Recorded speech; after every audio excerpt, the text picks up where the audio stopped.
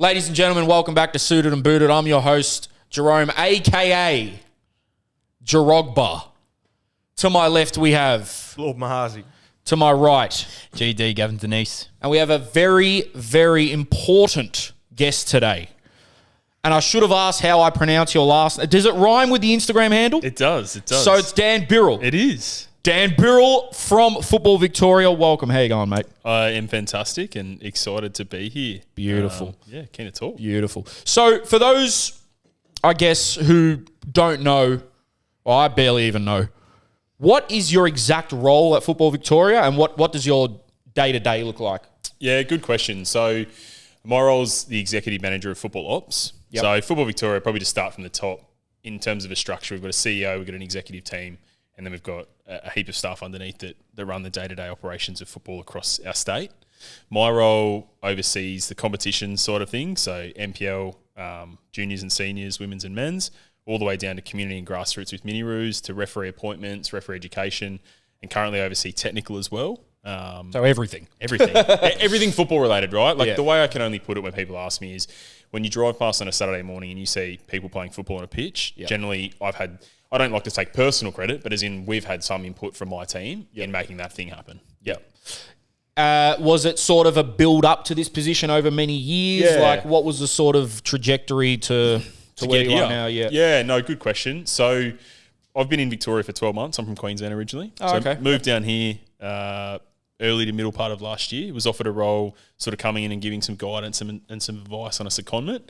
My role prior to this was pretty much the same role for Football Queensland, so the member federation up there. Okay. So born and bred up in sort of Brisbane, Northern New South Wales region was my football background. Prior to that was at an association level, so again, it was probably a little bit more detailed and granular. And then I've worked in a few other sports as well. But really good question. Sort of worked my way into that football operational side of things. That stuff really appeals to me and is exciting. It's that nitty gritty. It's the detail around professional contracts. It's how do we make the experience for our players, our coaches, our referees, our participants better? How do we sell our sport? Well, I was going to say, to do something as there's so many avenues to your job, you would have to enjoy it or else you would just get overwhelmed, I feel. Yeah. Like if you don't have I'm sure there are moments where you think, fuck, but like you have to enjoy it. I live and breathe it. Like my passion is going out there and I'm going to share a story, and this is what shows what I love it and why I love football, but why I love being in the space that I'm in. So when I was in Queensland, a couple of mates of mine have gone through and played NPL at various levels. I sort of was on the fringes, didn't quite get to the NPL, but was, as we all know, a bit of a lost my way at some point there. I got a couple of dodgy selection calls, but Politics. Exactly right. Yep. And so ended up in the admin side of things, and I came down to visit a mate 5-6 years ago. He was playing at Hume, and they're in the NPL obviously, and they were playing South Melbourne. And so went out to Broadmeadows to ABD Stadium to watch a game. Now, we've got a really good football history and a good football culture in Queensland, but it's very different. And so coming down here, it was the cold of winter. It's freezing. Yeah. It was so cold. I wasn't used to this sort of stuff. Well, there's a theory. There's actually a theory that for some reason the coldest moments in Victoria are NPL games. That's the theory. What agree. ground's the coldest? Well, the other night I went and watched Kingston Brunswick, and by far the coldest night I've had. But we in were a saying long Bulleen time. is freezing. Yeah, Buleen's cold. This was worse. Buleen's This was cold. worse. Kingston's actually really Kingston cold too. I'm just was thinking. hitting me. Yeah, it's really and you've cold. got the dump. Yep. So you get that little sniff too. Is it because Smell. it's like in the Yeah, like there's wafted trees across. at Kingston? I just That's feel a great like question though. Yeah. Comment who you who reckon? has the coldest ground? Yeah, who's the coldest NPL I club? reckon the further you go towards Mornington and the Peninsula, you're going to get colder as well because you get sea breeze, right? It's going to whip across like Langwarrin, a little way when you go down at Mornington. Like, that's going to be cold. It's going to be fresh. I had some down cold nights at Dandy City up on that hill, and it just yeah. You know why breezed that's by. cold?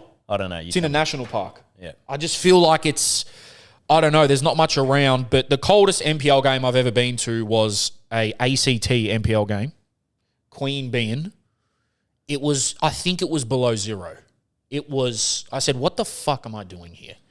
Like, but if you love the game, you love the game. Yeah, I've had a few of them nights. You're there because the smell, right? The smell and the feel and the vibe, and that's what it's all about. So this game, sorry, I'll just finish this really long short story, but this game we went to, South were in a shit year. Yep. So they were struggling that year. I think they finished 9th or 10th. So it's certainly not representative of that historic of that club. Hume were doing okay. Anyway, watching the game, and I pull up next to, in the stadium, I pull up next to this old bloke big handlebar mustache. And I was with my brother. So we go inside, and I can't remember what they're called. We got some sort of Turkish meal. Yep. We got a Turkish beer as well. So we're drinking there, There's loving good it. Food, good Great food. food. Yeah. Really good beers as well. Yeah. Like it was a good night, right? We're sitting there, and this bloke started to get really vocal towards South Melbourne. Just giving him. He was actually into his own club. Oh, yeah, shit, this is this. Oh, his own club. His own club is Yeah, giving him okay. to him. And he's like 70, 75, and he just wouldn't shut up. I said, mate, what's the go? Like, what's your input here? Are you a dad or something? He said, no, I used to play for the club. I said, oh, okay. Tell me about it. He said, my name's Michael Mandalis is his name. Okay. I said, okay. No, what do you mean you played for the club? You played juniors or something, did you? 70. He said, no, I played in the NSL. Oh. Oh, okay. Tell me more about your story. And so this guy's in his 70s. He was the youngest ever Golden Boot winner in the history of the NSL. Oh, he wow. made the first team at South Melbourne at 15. It's 16. He banged in like 18 goals in a season. I think he's like 1958 at this point. Wow. I'm whacking my brother going, this guy's full of shit. Quick, Google him. See if something comes up. Now, this guy's that old. Probably doesn't have a Wikipedia. He did. And then he's banging on about his whole story about how the club gave him all of this community, this network. It's how he got his first job, his second job. It's how he met his wife.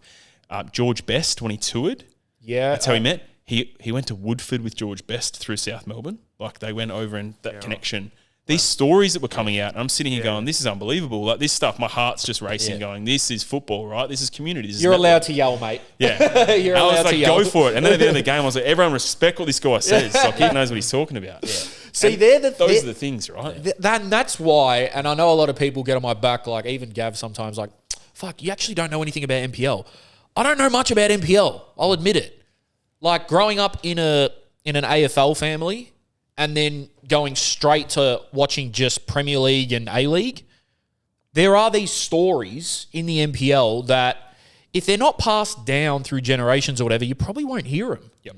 Like if you didn't ask him what's your involvement, you would have just never known. And he's telling you about George Best and fucking being a 15-year-old and banging in goals. Like some of these older gentlemen have these crazy stories because what other clubs came and played NSL? There's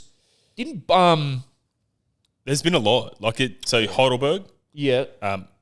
Brunswick Juventus. No, sorry. I'm talking about clubs from overseas coming down. Oh, that came. Yeah, didn't have like friendlies. Heaps. Yeah. Heaps. This would have been, so you know how we got Tottenham and Newcastle coming to these tours, right? Yeah. These clubs used to come and play 2 or 3 games against our NSL clubs. Yep. This would be a thing. Like especially when we talk Melbourne and the melting cultural pot we have in Melbourne. You're talking like your Hajduk Splits and your these random clubs, Hertha Berlin, some Hungarian clubs, some Bulgarian clubs. Like when Frank Puskas was here, he brought all these Hungarian clubs over as well. They were playing 2 or 3 league games against South. It's all these random stories, you know what I mean? But they'd have heaps of them. It'd be a huge touring party. United played South, didn't they? They did, I reckon, in the 60s or 70s. Yeah. Yeah, they did. Was Bobby Charlton down I reckon here? he would have been. Yeah. Yep. So just going back to what you said on...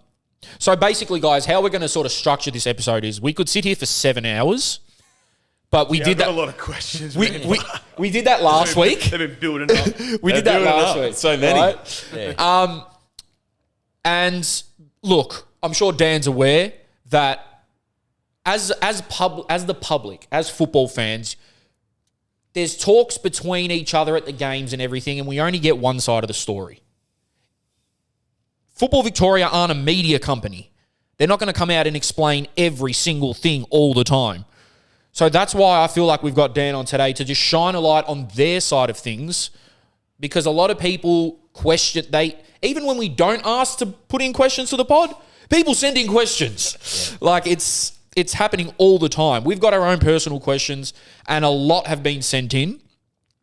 So we'll try to get through as many as we can because there's a lot. There's a lot. And I've sort of had to categorize it into sort of what I deem important or what a bigger burning topic is. So that's what we'll try to do. But I guess a segue from what you said about you're from Queensland. One of the statements that was put in was, why is Victoria the best when it comes to NPL? It's a good segue. It's a great question. And probably if I can just, maybe to your first point as well, I wanted to, I think, that's why I was excited when I reached out and we started speaking to have the opportunity, because we don't necessarily have a right to reply. Yes. And sometimes we don't need to. Like, that's okay. I'm okay with that. Yeah. But other times, and I'll really own this and be accountable to this, and I had some conversations internally as well. I said, look, I'm going to go on a pod tonight and we'll have a chat. Yep. I think we also actually just need to do a better job of owning some stuff too. Like, be That's really fair. transparent and own things and give some detail You mean where about we can. communicating? Yeah, we're terrible. Like, and you know, I hope the CEO and the port don't want me saying that, but we're not great at doing this. Like, there has been a period of time where we make decisions and they seem to happen in a silo, and then we communicate and we move on, but we don't give the detail. And sometimes there's hope that there's just some trust in our decision making, because I like to think I know what I'm talking about, and the team like to know what they're talking about. But there's other elements where I completely appreciate and understand, you know, why has a game been fixtured at this time, and why does that look like that, and why is that regulation that, and why is the state league structured like this, right? Which we'll probably talk about. Yep. And they're important questions that we need to do a better job of just communicating and illustrating and saying, look, and maybe it means that we do have a presence, whether it's on pods or whether it's sharing videos. Yep. But to your question, why is Victoria the best? Well, my opinion as to why Victoria is the best, having been down here for 12 months, is because Victoria is, as we know, the cultural capital of Australia. Yep. We're the sporting capital, and we are a melting pot of cultures, countries, ethnicities, all of that. We also have a hell of a lot of history. Yep. So the people and the clubs that I get along really well with back in Queensland, and I know a couple of people do watch the pod as well, so they'll probably bite me. Shout out them. Yeah, they'll probably bite me about this. There isn't the same sense of history on a broader scheme that Victoria has. Okay. And the cultural identity piece. So we know down here, when we have a big, what has been a historical Greek or Macedonian club or Serbian Croatian club, they bring these big rivalries, they bring good crowds, they bring that cultural identity with food, and there's just seems to be a little bit more of an emotional heartbeat to that. And that plays out as well with, there's a lot more money in the game down here. Okay. There's a lot of people that want to invest in the game down here, and we know that with the men's clubs, right? Is they want to throw money behind player salaries, and it just hasn't reached that same precipice in Queensland. Sydney is a little bit more, in my experience, has been a little bit more corporatised. It's a little different again as well. Like I've been to Apia a few times. Apia is beautiful. It's a great club. I know I met Bill, the president. They get like 200-300 people to a game. This is a historic club with an Italian background. Why is that? I don't know. I don't know whether whether there's a disconnect between, maybe it's the association model and they don't have the same, whereas Victoria, we don't in Metro Melbourne have the associations underneath us. So everyone locally identifies with a club, or at least a local club. In New South Wales, right, you've got Apia, but then their juniors, some of the juniors play in the NPL, but then their local grassroots clubs all play in a different association. So there's maybe not the same synergy. What do you mean associations? So you've got Football Australia, who sit as the national body. They obviously are a member of FIFA. We've then got each of the states. So the states exist as member federations. They all have votes at FA Congress. And then underneath some member federations, New South Wales being the biggest one, is we then have little pockets of almost local councils. So so Cronulla Sutherland runs their own race there, and Bankstown runs their own race, and so they all exist independent. Manly has their own association. So it would be like, and again, bear with me being relatively new to Melbourne, it would be like Yarra City Council. The 15 clubs that sit in there, they just play in the Yarra City Council region, no elsewhere. Crazy. And they make their own decisions. They go, you know what? Under 10s, we've decided you're going to play with size 5 and a full pitch. They just do it. Right. And so that's what an association in Sydney and a couple of other states have it as well. And what it means is you don't have the same clear structural pathway to the top. Well, that's funny you say that because a listener, shout out Luke, from Sydney said, man, there's so many leagues in Victoria and it's all like, it's a big pyramid and I'm thinking, it's probably better. At least for me, and just visually and aesthetically, it just looks, I don't know, it just feels better that you can make your way up technically from State 5 to NPL 1 if everything there's a lot to go through. But in Sydney's we just have NPL 1, 2, 3, split. That's it. Crazy. So they're a closed shop. We talk about closed shops. That's what New South Wales is. Because then underneath that, each of the associations have their Premier Leagues, and then they have other leagues below it. So you're telling me they're not connected. That the low, like an NPL 3, say, in Sydney, can't get relegated. Correct. Yeah. And so this is the key piece, right? They're a closed shop for the top 3 leagues. But by the same token, if you're a state League 1 club, you can't go up either. Yeah, exactly. But Do you know the history of why they implemented that? It's probably too boring to be honest for the pod. It's right. a lot of admin heavy stuff. So there was a lot of work done out of this years ago. In effect, 2002, 3, 4, there was a big review into Australian football. A guy called John O'Neill came across from Rugby Australia. He commissioned a report called the Crawford Report and looked at the structures, right? So all the states then became what they are, which are members of FA, and then underneath that, they actually established zones. And there was a choice. You can establish zones, which is what Victoria did, and then some of them also, with the zones, gave them to associations and said, you know what, we're going to let that local region run that football competition, and we'll just worry about the state league level, which I mean NPL now, which back in the day was state leagues, run that level of competition. So they've emerged and now probably trying to put the lid back on that stuff is pretty difficult. New South Wales sort of exists in its own entirety and has to manage 20 different associations as well. Yeah. But they sort of look after themselves. Well, I guess this takes me to my biggest overall question. I don't know what you... Go. This, I'm just looking at my notes, by the way, guys. Probably the biggest thing that's in talks at the moment is this fragmentation, right, of Australian football. Can you run us through, you did a little bit already, but give us maybe an overview, a high-level overview of how the governance runs. So you have Football Australia. Yep. Under that, you have the state bodies and all that. Can you sort of run us through that? Yeah, of course I can. Yeah. And I might, if anyone's listening, I know FA probably listens to this as well. Football Australia be listening in, so shout out. If anyone wants to correct me on... Shout out Ernie. Has Ernie been on? Not yet. We've got to get Ernie on. We've got to get him down here. Is he in... I think he's in Sydney. He's in Melbourne. No, he's still in Melbourne. Really? Yeah, he works for FA, but he's from Melbourne. You're talking about Merrick? Yeah. Ernie Merrick. Get him on. What the hell?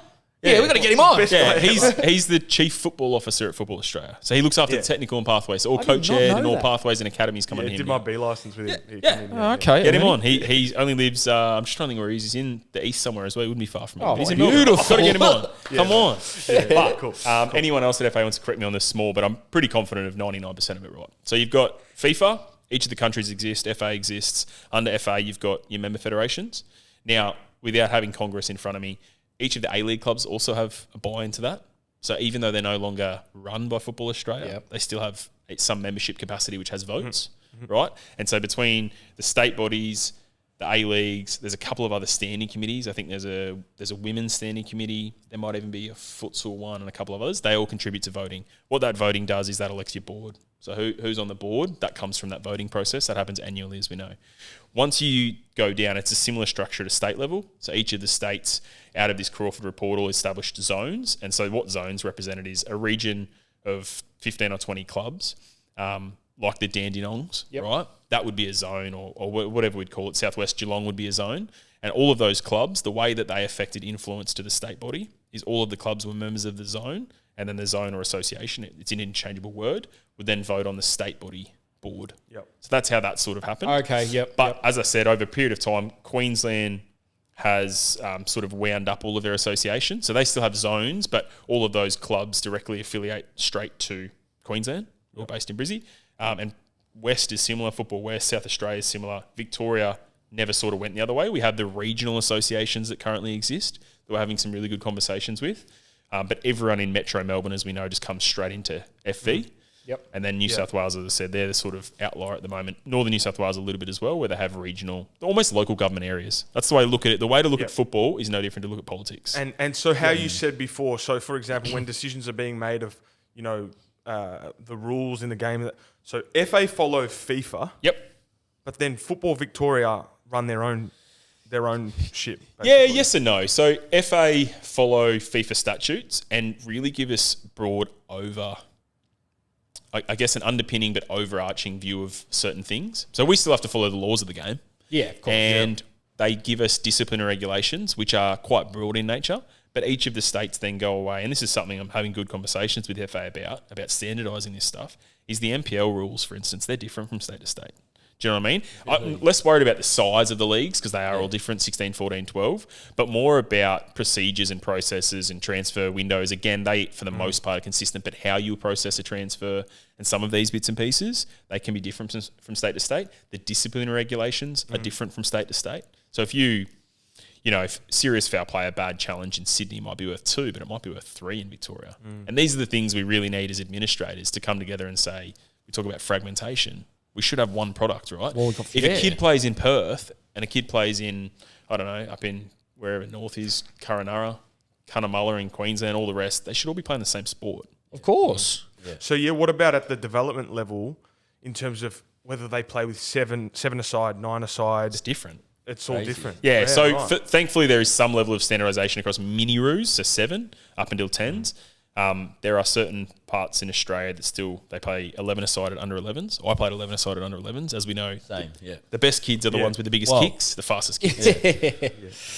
I actually really did like the 11-a-side. Yep. Yes, so did I. Because it got me used to the game so quickly. Yep. Instead of now I'm watching kids or I'm coaching kids that are just so used to playing small-sided games, once you bring them onto a full-size pitch, the distance of passing the ball, long balls, even just movement off the ball is so different once you go 11-a-side. Or kids get a lot used to playing 7-a-side, 9-a-side.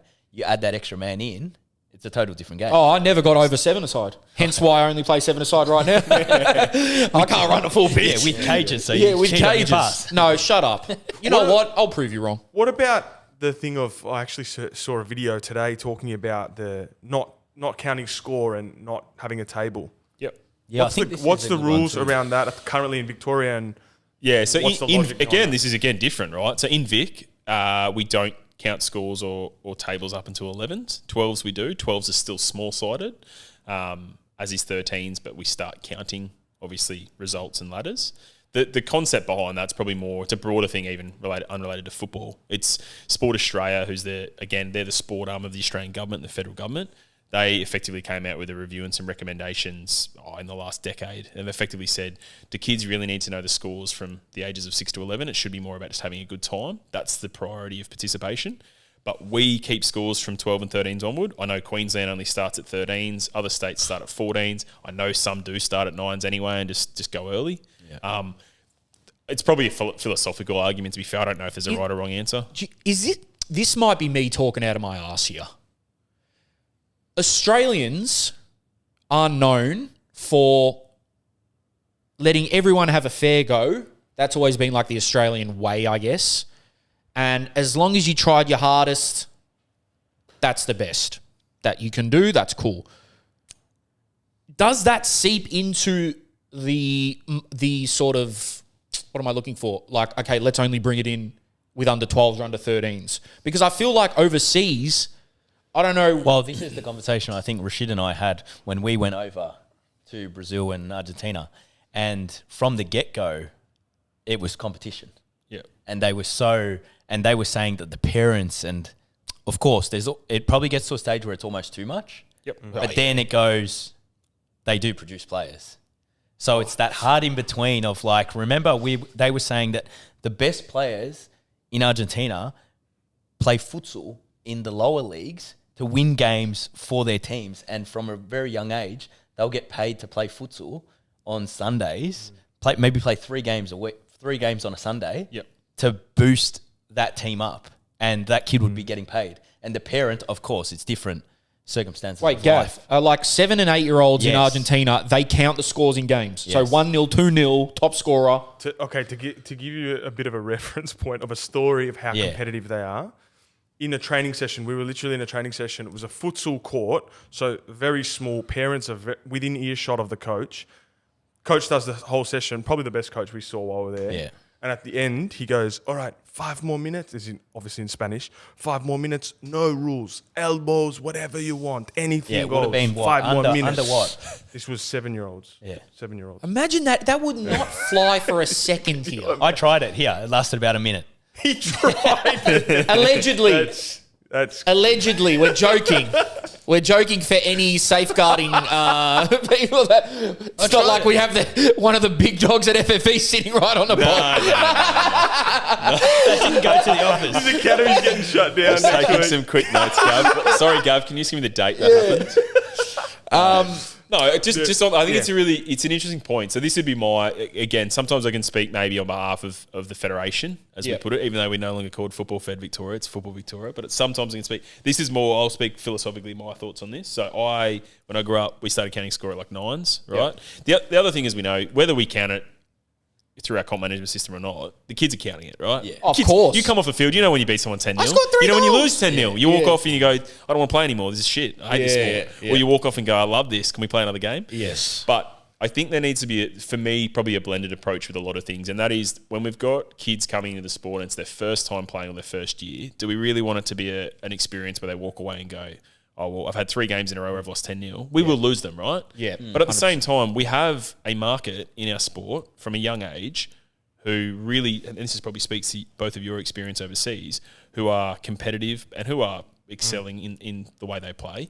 And maybe it's a case of we don't keep score for some games or some level of competitions, but we keep score for a higher level competition. Yeah. Or my other option would be that I've thought through is that our regular season we leave, but what we should be doing, this is when we talk about other formats and other we should be doing cup competitions. How good would it be if we have an under-9 state cup and an under-10 state cup, and they still have that element of competitiveness?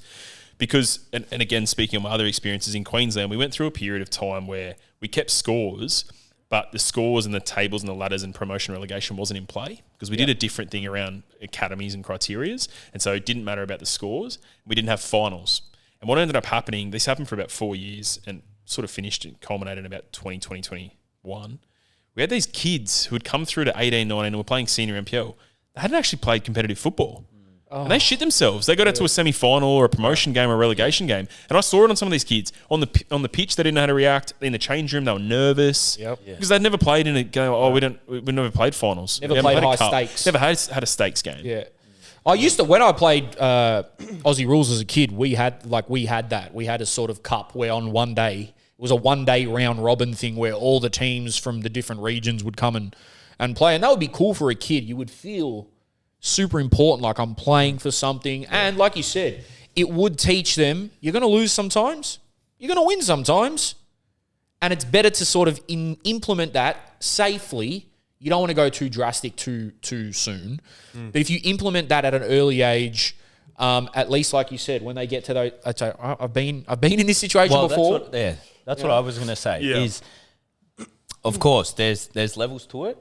But like you said, the more the player is being put into that circumstance, and then once they get to that age and they do have to perform, they're like, okay, I've lived this moment. And I always go back to the boys in South America that have played in these massive stadiums. And like, even for example, Enzo was never really a main starter for Argentina in the World Cup.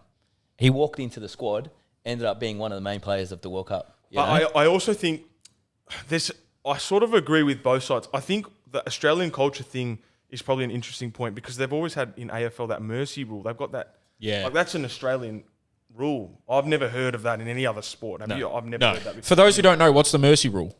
Well, after a certain amount of points, they stop counting or something like that, right? Yeah, correct. Yep. So then, as in after a certain amount of disparity in the points. Yeah. Anyway, so then the second thing is, that's South America. But then in Europe, I'm pretty sure it's Dutch. The Dutch do something in their development pathways where they don't count scores and stuff like that. And I think we've got a big influence, like a big Dutch influence. I think the Dutch and the Germans. So on the back of, you remember what was it, the 2014 or 2010 World Cup? I think it was the 2010 World Cup when the Germans won with like Marco Reus and Schweinsteiger and all these guys came through. They were all part of the youth team, right? Yeah. I think a lot of them, so they'd played small-sided games until they were 15, but they had a hybrid again. You need to find this blended approach where they played on big pitches, and I don't think they'd kept scores. I remember reading an article, they hadn't kept scores until like 15. Really? And it was crazy. And then all of a sudden, though, everything became life or death, and they sort of ramped it up really quickly, but this was this cohort that went through a really different experience. Throw them in the deep end. Yeah. They can deal with it. Go. Swim or sink or swim. Yeah. But you're probably right. The hard thing is, and it was actually a netball coach that said this to me, it was like, if the kids don't enjoy it, they won't come back. Which is, you're probably right with that, which is, in Argentina, everyone's going to play regardless. Yeah. Like, they're going to keep playing. Football's a sport, right? They're going to go back and play. Yeah, in football in Australia, maybe if they don't enjoy the experience, maybe we'll lose a lot of kids. You'll probably keep the small cohort that are super competitive and just have that, but you probably lose a lot. Does it play into the fact that, I was speaking to a good mate of mine today, and he said that in Australia, young footballers, like say from 16 to 20, whatever you want to say, if football doesn't work out, it's bad. it's not the end of the world. Okay, I'll go to uni, I'll pick up a trade. Whereas I feel like in countries where maybe the economic situation isn't the greatest, third world country, whatever you want to call it, even Argentina, it's like, I'm going to fight tooth and nail because if I don't make it, I'm fucked. Yeah, and I think that plays a massive part. Like the way, and I'm not saying that's good or bad, by the way. Of course, I'm just saying that's just how it is. Yeah, because we're lucky reality. here in this country. That actually is reality. Yeah. In those countries. I think that's why we see such a significant drop off as well. So participation sits under me as well in terms of just monitoring these numbers, right? So we're the number one participation sport in the state and the country, and we can say it's apples and oranges how we compare it, but I just know for a fact we are. Our numbers are just through the roof. It's ridiculous, and AFL can say what they want, and rugby league in the northern states, whatever. But the key thing for us as well is our retention after the age of 12 and our retention after the age of 18 is poor. Really? And the reason why is after 12, it gets competitive and kids who don't enjoy it drop off and go, well, you know what, we can go play another sport or we'll go do an instrument or school, whatever. And after 18, as we know, because we are fortunate, we live in the best country in the world, is these 18-year-old lads and girls now, they go off to uni. You know what, I'll go for a surf instead if you live near the beach, or I'll go get a job, and it's sort of like football becomes an afterthought. Yep. And that's the thing that we, probably to bring it back to my role, is we as a federation, as the governing body, need to find better ways to retain. It might mean alternate formats. Yeah. Maybe we do have to have an offering in the 13s and the 19s where it's a little bit more relaxed. Can I ask what such a age good is that bracket where the biggest drop-off is? 12 to 13. Really? So we'll go from... So it is quite young. Yeah, Still. so I'll just throw a number out there, and it's not going to be 100%, but probably within 5% accuracy. We'll see this year in the under 12s, I reckon we would have, across boys and girls, I reckon we'll have 8,000 to 10,000 players in that cohort alone, just under 12s. Wow. And then in under 13s, for instance, this year, which will show a drop-off, there's be about 4 to 5,000. Really? So we and lose that's just Victoria? 30 to 40%. Just Victoria. Yeah. So we'll just lose 3,000 players over the next 12 months crazy, because of retention. It's a different, yeah. Can I ask, just on the topic of participation, what changes did you see after the Matildas? We've seen.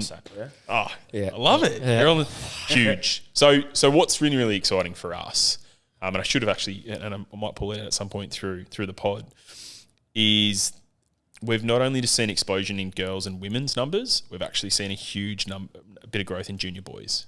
So, and that probably can be tied not only to the Matildas, but maybe to an extent the Socceroos at the back of 22. Yeah, I was going to say, with that World Cup. Yeah. But we've seen, so our numbers as an example in the girls off the top of my head in mini-roos, they've grown by about 55-60%. Wow. Huge. Yeah. So you're talking numbers that, you might be 8 or 10,000 have gone to now 16, 17,000. The senior women we've seen a drop-off in senior men. I think we've got 20 less senior men this year than we had last year. Yeah, okay. But we've seen another 2,000 senior women register. And in the biggest volume, so percentage-wise, the biggest pickup was junior girls, but the biggest volume, we've had like 8,000 new junior boys come in across the ranks. So these heaps of boys. These events, these World Cups, these Asian Cups, you would say they are absolutely integral. That if Australia does decent, they don't even have to do amazingly, the numbers are almost going to go up regardless. Yeah, absolutely. I think it gives. I followed the Matildas a bit for the World Cup, and then since then I've been fortunate enough. I've probably been to 3 or 4 of their games this year. Yep. And we, as a sport, again, are in this really interesting predicament, and it's a predicament and something, hopefully, when I say that we can solve and work together to find the best outcome, is we've got this new market now, this new environment that's come in that follows the Matildas. And I know you guys have probably read about it and seen, right? But there's this market now that follows them. They're not football people necessarily, but they follow the Matildas. I've been saying this for weeks. We've been saying it for about 4 weeks now. They don't... There's literally interviews of them fans outside stadiums. And again, nothing wrong. But they say, I couldn't tell you anything about the Premier League, the Socceroos or whatever, but I know Mary Fowler's mother's birth date. Yeah. And that when they purchased their little poodle... they know everything, but they're not in the football world like that. No. They're in the Matildas world, or women's football, I should say. And that's and again, actually, good shout out. I certainly wasn't being, when I said they're not football people, I wasn't being offensive by that. I guess what I'm saying we need to find a way to then bring them into our product as well and go, you know what, you've had this great experience in Matildas world. How can we recreate those same sensations and sentiments at a local level? It's got to be one We're a One family. world. This Yeah, is we're our a this is our family. family, right? Don't We're be like a community. weird cousin bring over everyone there. Yeah, exactly right. We don't want to be like, oh, that's great. They're doing well, but we don't really hang out with them. Yeah, that's what it feels like sometimes. Sometimes to me, that's what it feels like. Look, not all Matildas fans, but a lot of them did not grow up loving football. They saw the Matildas and just... But then I can't speak because why did I leave AFL to go to football? It's because of the Socceroos at the 2006 World Cup. Yep. So these things, hopefully over time, it can become sort of a more unified... Because even the fans... We spoke about this on the last pod. Some of the Manly Man versus the Matildas fans, some of them don't get along. They disagree on everything. I think this is a bigger issue than just football. Of course. It's a gender thing. Like It is. Yes. It's a difference in people not wanting to, I guess, work together from the two genders. Yeah. I feel like. Yeah. Yeah, it goes back to actually probably a core. It's our biggest strength in football, but I would argue it's our biggest challenge again as well. It's something I was going to raise with you guys as well. Is the fact that we are such a cultural melting pot, and gender is no difference, right? Yeah, So we've got these, and I've seen these guys. We've got these Manly men, as you said, these really masculine characters who might go and follow their NPL men's club or their son's club, and you see them on a Saturday afternoon, and they're yelling, and they're swearing, and they're carrying on, and it's the heat of the moment, and they're sweating, they're really, and then they go watch the Matildas the next day, and it's completely they're with their daughter, and it's so much different. It's like Jekyll and Hyde. You're like, what? Are you the same person? The person. It doesn't make any sense. In my head. And so it's Come a on, case sweetie. of, Come on, sweetie. You want a donut? Yeah. Yeah. So how do we balance that? We've got to find a way where we go, you know what? We want the good behaviour, but we also want, this is an overused word, but we want the passion, right? Yeah. We want that passion. Yeah. We need to find that balance. I guess it'll happen over time because women's football, the boom is relatively new. Yeah. Obviously, women's football's been around for ages, but in terms of being on the world stage, selling out the Emirates, selling out Stamford Bridge, selling out whatever, it's a new concept. So hopefully over time, they can become, and I'm sure it will, like inevitably, it's the same sport. It's not like, and I know people say, oh, women should have smaller goals or smaller pitch, whatever. Everything's the same. Yeah. It's the same sport. It shouldn't be as I don't want to say If anything, broken. it's so exciting for women's football right now. I think it's sick. It's a very expansive sport when you play. And I will say as well, I've coached probably coached more girls and women's teams than I have boys and men's teams the last decade. They are just sponges. They just want to learn everything. It's a really, really exciting part of the game now. Well, like even when I was playing Aussie rules, there used to be a thing where the one good girl would play in the boys' team up until she hit puberty. Yeah. And then it was like, it's getting a bit, probably can't play anymore. Well, okay. What about this, guys? Because I've got to worry with female development of football, right? Because what I thought about that is, if you think about all the best women's players right now, and like all the Matildas, would have done their juniors playing against boys. Probably. Yep. Especially the older ones. Right? So playing against, especially you start to hit puberty, it starts to be a big difference in speed, strength and stuff. Yes. They're still playing against boys. So it's essentially like playing against players that are stronger, faster. Yep. They're doing their development in that way. Now, there's a lot more girls' teams, so they're playing only against girls, only in girls' teams. Yeah. Do you think then we're not going to see the level of the players I that we disagree. have currently at the moment? The biggest thing for me, and this is a conversation we have in probably January, February each year when we talk about what our competition offerings are around girls' leagues and boys' leagues and mixed leagues. So the way we interpret it at the moment at FE, and most of the other states are the same, is we interpret all of our leagues from 18s down to be mixed leagues. Now, we know mixed meaning primarily boys, but there'll be girls.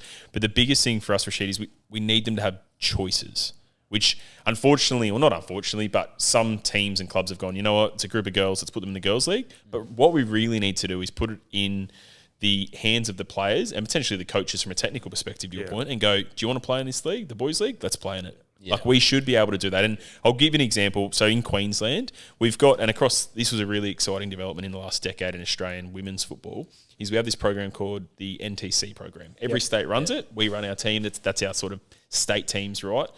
So it's the under 14s, 15s, 16s and 17s, the best girls in the state. They play in this team and they play in our competitions as well. So they play in our junior girls NPL. In Queensland, those 4 teams, they play in the boys' leagues. So they play in the NPL boys. All right. Yeah. So, and the reason for that is to your point, because they played down a year though, and so then there could be an why they playing, but they played down a year from a strength and size perspective, willingly, and it's the perfect, and they finished mid-table. Yeah, they're absolutely competitive. I've had a lot of parents come to me saying, "Oh my God, we versed the girls NTC side, and they got thrashed, like they got beaten and got taught." Yep. You know, I think to add to what you were saying, that not everyone's going to be a pro. So, like, if you just want to play for the love of the game, I do feel like if you want to play in a strictly girls' league, that's completely fine. But if you're talking about producing players, then it gets a bit different. But if you just want to play for the love of the game, it's really good now that there are, because you might not be comfortable going into a change room with 15-year-old boys or whatever. I mean, I guess it's the same. It's the same discussion about whether we're counting scores or not. True. Yeah, because it's for the players that want to play community, want to just true. It's enjoy choice. the I game. think the key thing is we need as a sport to not get too bogged down in this is what it used to look like or this is what it should look like, and just have this open, the way I look at it is almost like an open marketplace, and we need all these different offerings and products so you can find what you want to buy. What suits you can you. go, that suits me. I want scores, but I want to play with girls. Don't want scores, but I want to play in mixed comp. Yep. And we just need these. And to be fair, we're fortunate enough, as I said, we're going to have 100,000 plus players this year, 120,000 probably. Yeah. Wow. We should be able to offer these things. Why can't we? Anyway. A lot of good topics here. We're gonna. I'm not gonna call these quick fire because they're not gonna be able to be answered in 2 words. But we'll try. Fire. Yeah, slow fire. Yeah. Thank you, Rash. We'll try keep these sort of. We'll get straight to the point on these. So these are a lot of these are the questions that have come in from our wonderful listeners. And like I said, a lot of problems, a lot of issues. I knew that would be the case, but that's why we got Dan here to see Football Victoria's side. One of the main ones that's been popping up a lot, even in person, Bez was telling us about this. Do you know Bez from Dandy Thunder? Bez Nick. Yes. I've got 3 missed calls from him. I haven't called him back yet. I just thought, he's going to see this now. I was like, I haven't called him back yet. Well, it's funny. I'm like, do you know Dan? And he goes, he's a great guy. Yeah. And I go, all right, cool. Because he just doesn't answer my calls. Yeah, sorry, Bez. I'll give you a bus tomorrow. We're working, buddy. Bez. I think, and he's not the only one that's mentioned it to me. So, clubs have junior NPL teams. Yep. And don't have senior NPL teams at the same club. People are worried about what's the pathway. My kid finishes when he's 16, 17. What, is he going to go play State 3? No disrespect. I'm a State League guy. What's the go with that? Yeah, no, it's a great question, and Bez has asked me this before. I probably have a different thought process around it, is if a club is doing a great job in developing juniors, right, would we not allow them the opportunity? And there's probably some good examples that Bez can use, and I'm just going to call one out because they do a great program. Glen Ira, so they're one of our strongest clubs, right? Michael McBride, he does a fantastic job out there. And at the moment, they've chosen not to have an NPL-type men's program. But ultimately what that means is those kids are then the beneficiary of that is clubs nearby who can then pick those kids up and take them into their seniors. For me, ultimately, the game should be about, and the aim should be about, for all of our clubs, is to have strong junior academies. So don't worry. I know this is going to probably sound like a backhand back to some of these clubs. Don't worry about what others are doing. If you're developing and running a good program, you will get the best kids because the kids will want to come there because the coaching's good, the pricing model's right, the opportunity's there, and they'll see the pathway. I personally see a greater issue with clubs that have senior men's programs and don't have juniors. Okay, why? Why is that? Because the only way they're surviving generally, and I'm just going to speak really candidly on the pod, I told you I'd do this, is either through sponsorship dollars or through a beneficiary. So someone is paying for that club to survive, right? And we know this. You've lived it. You've played it. We've said it, Yeah. So we know this happens is if a club exists with a senior men's team in a 23s or 20s or whatever, and no juniors or a couple of mini-roos, then it's only a matter of time ultimately because they don't have a strong ecosystem or pipeline before that club folds or has an issue or comes to us. So can I ask you then the logic behind not having a senior team for a, quote, junior development type club, is it a financial thing normally, do you think? Yeah, generally it is. So if you speak, and I won't speak on behalf of Glen Ira, but if you speak to some of these clubs, they've made a decision just to go, we don't see the merit in having necessarily. My only thing to this is I think you have to have some level of balance across both. This would just be, again, my philosophy across clubs. You need to have a senior program because otherwise you are developing players for someone else's benefit. Well, because some point. even I noticed through the junior club that I went through, and the academy, is once I left, a lot of those boys went up to under 18s and got they would win everything, but then once they got to under 18s and they didn't know how to play in that team and they went elsewhere, they weren't getting picked up. That was another thing. Oh, because they played with each other the whole juniors. They got so used to that, but then their seniors were maybe state 5, and it was like, oh well, we're not going to do this. But then going back to what you said about Glen Ira is, I'm not sure how it would work, but why wouldn't they just play kids at a quite young age, and they don't have to be on a big cap or I decent won't cash? speak for Glen Ira. I believe they've probably had those conversations in the last 6 months probably ago. thought, We need to probably have a level of so for me again, Because even players strong that are clubs. coming from FTS, and I've coached a few of them, they're good players. Like, they could easily play at a decent level in senior football at 16, 17 years old, you know? Yeah, and I think that's what will happen with again, potentially that club and other clubs, is they'll ultimately end up and find their place in the pyramid. The exciting thing about the pyramid is they'll enter at the bottom, it's state 5, and they'll work their way up. And with 2 or 3 years, there's no reason or issue why they can't have an NPL junior boys program into, say, a state 1. Yeah. Like, that would be still That's still pretty fine. acceptable, Yeah. right? It's when they're like state 5, then people are like, well, but state 1's still a very high. 1 year in state 1, you do well, you're an NPL. Well, there are a few clubs that are doing it now. I think even Roville, they're starting to try to get there, and their academy are quite good. There's Roville a few other Eagles? guys. Roville Eagles NPL. Well, no, The juniors. They're juniors. Yeah, the juniors. I know the boys that play seniors. Yeah. So- They're state so 3, I think. Yeah, Yeah, they are. I have the only thing I would add to all of this, and this is probably some clubs going to get called out here and think I'm calling them out. I have a bit of a fundamental issue though. This isn't a Bez or Dandy. This wasn't at all where I'm going with it. But historically in Victoria, and I saw Jake was speaking about the Super League last week, right? Is ultimately we've gone, all right, we've got 14 NPL men's teams. You all get the juniors as well. Yep. And we have this thing where they're tied. So they're paired. Yep. So your juniors affect your seniors, seniors affect your juniors. Now, most of the NPLs were created this way across the country, and this is problematic for me because it meant that there was, again, we talk about closed shops, no levels of accountability, because clubs who had NPL senior programs just automatically got the best juniors because they didn't have to work for them, they didn't have to have the best coaches, they could charge what they wanted, and there was no one holding them accountable because at the end of the season, they knew that as long as our men, which we invest all our money into, stays in the NPL, we'll stay in the NPL. And all of a sudden, those kids, they're not getting the best experiences, are they? They're staying there because they're hoping they get to the top. They're not being developed. They're not being coached by the best coaches. Well, what would happen if, this might be a stupid question, but what would happen if those senior men just get relegated into They the all state go, league? this is the problem. And then this is when you've got it paired. So your senior men get relegated, and guess what happens to your juniors? They stumble down. Even if they're top of the league, correct, they're going to have to go this down. Is what and so I lived it in Queensland. We had That's these clubs, right? We had these terrible, because they were like, oh, we don't worry that much about a senior program. We had this one club, and it was winning the 14s, 15s, 16s, 18s, top of the league. Their men's got relegated, and I was like, oh, sorry, lads, you're going to have to go down the league here. They're the best kids. Didn't you say the juniors affect the seniors and the seniors affect the juniors? Is that what you said? Yes. Yep. Historically, they don't do that anymore in Queensland. This was 5 years ago they did it. Yep. So they were paired. Imagine that. But what do you mean the juniors affect the seniors though?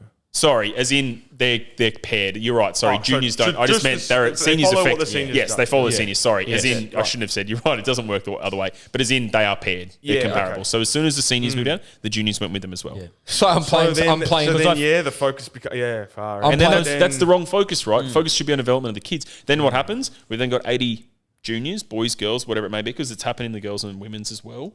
Is we've then got 80 boys who are looking for another club, aren't they? They're not going down the league. They just won the league in the NPL. They're going, well, what are we doing down here now? We'll go to another club. And you see this player churn. Imagine that. Imagine if the juniors, like, I'm in state 5 and they're like, boys, we're going to NPL 1 because your fucking 12-year-olds won their league. Yeah, And I'm like, oh, man. And I'm just thinking like, Well, I'm obviously just from trying a- to think. from a business perspective.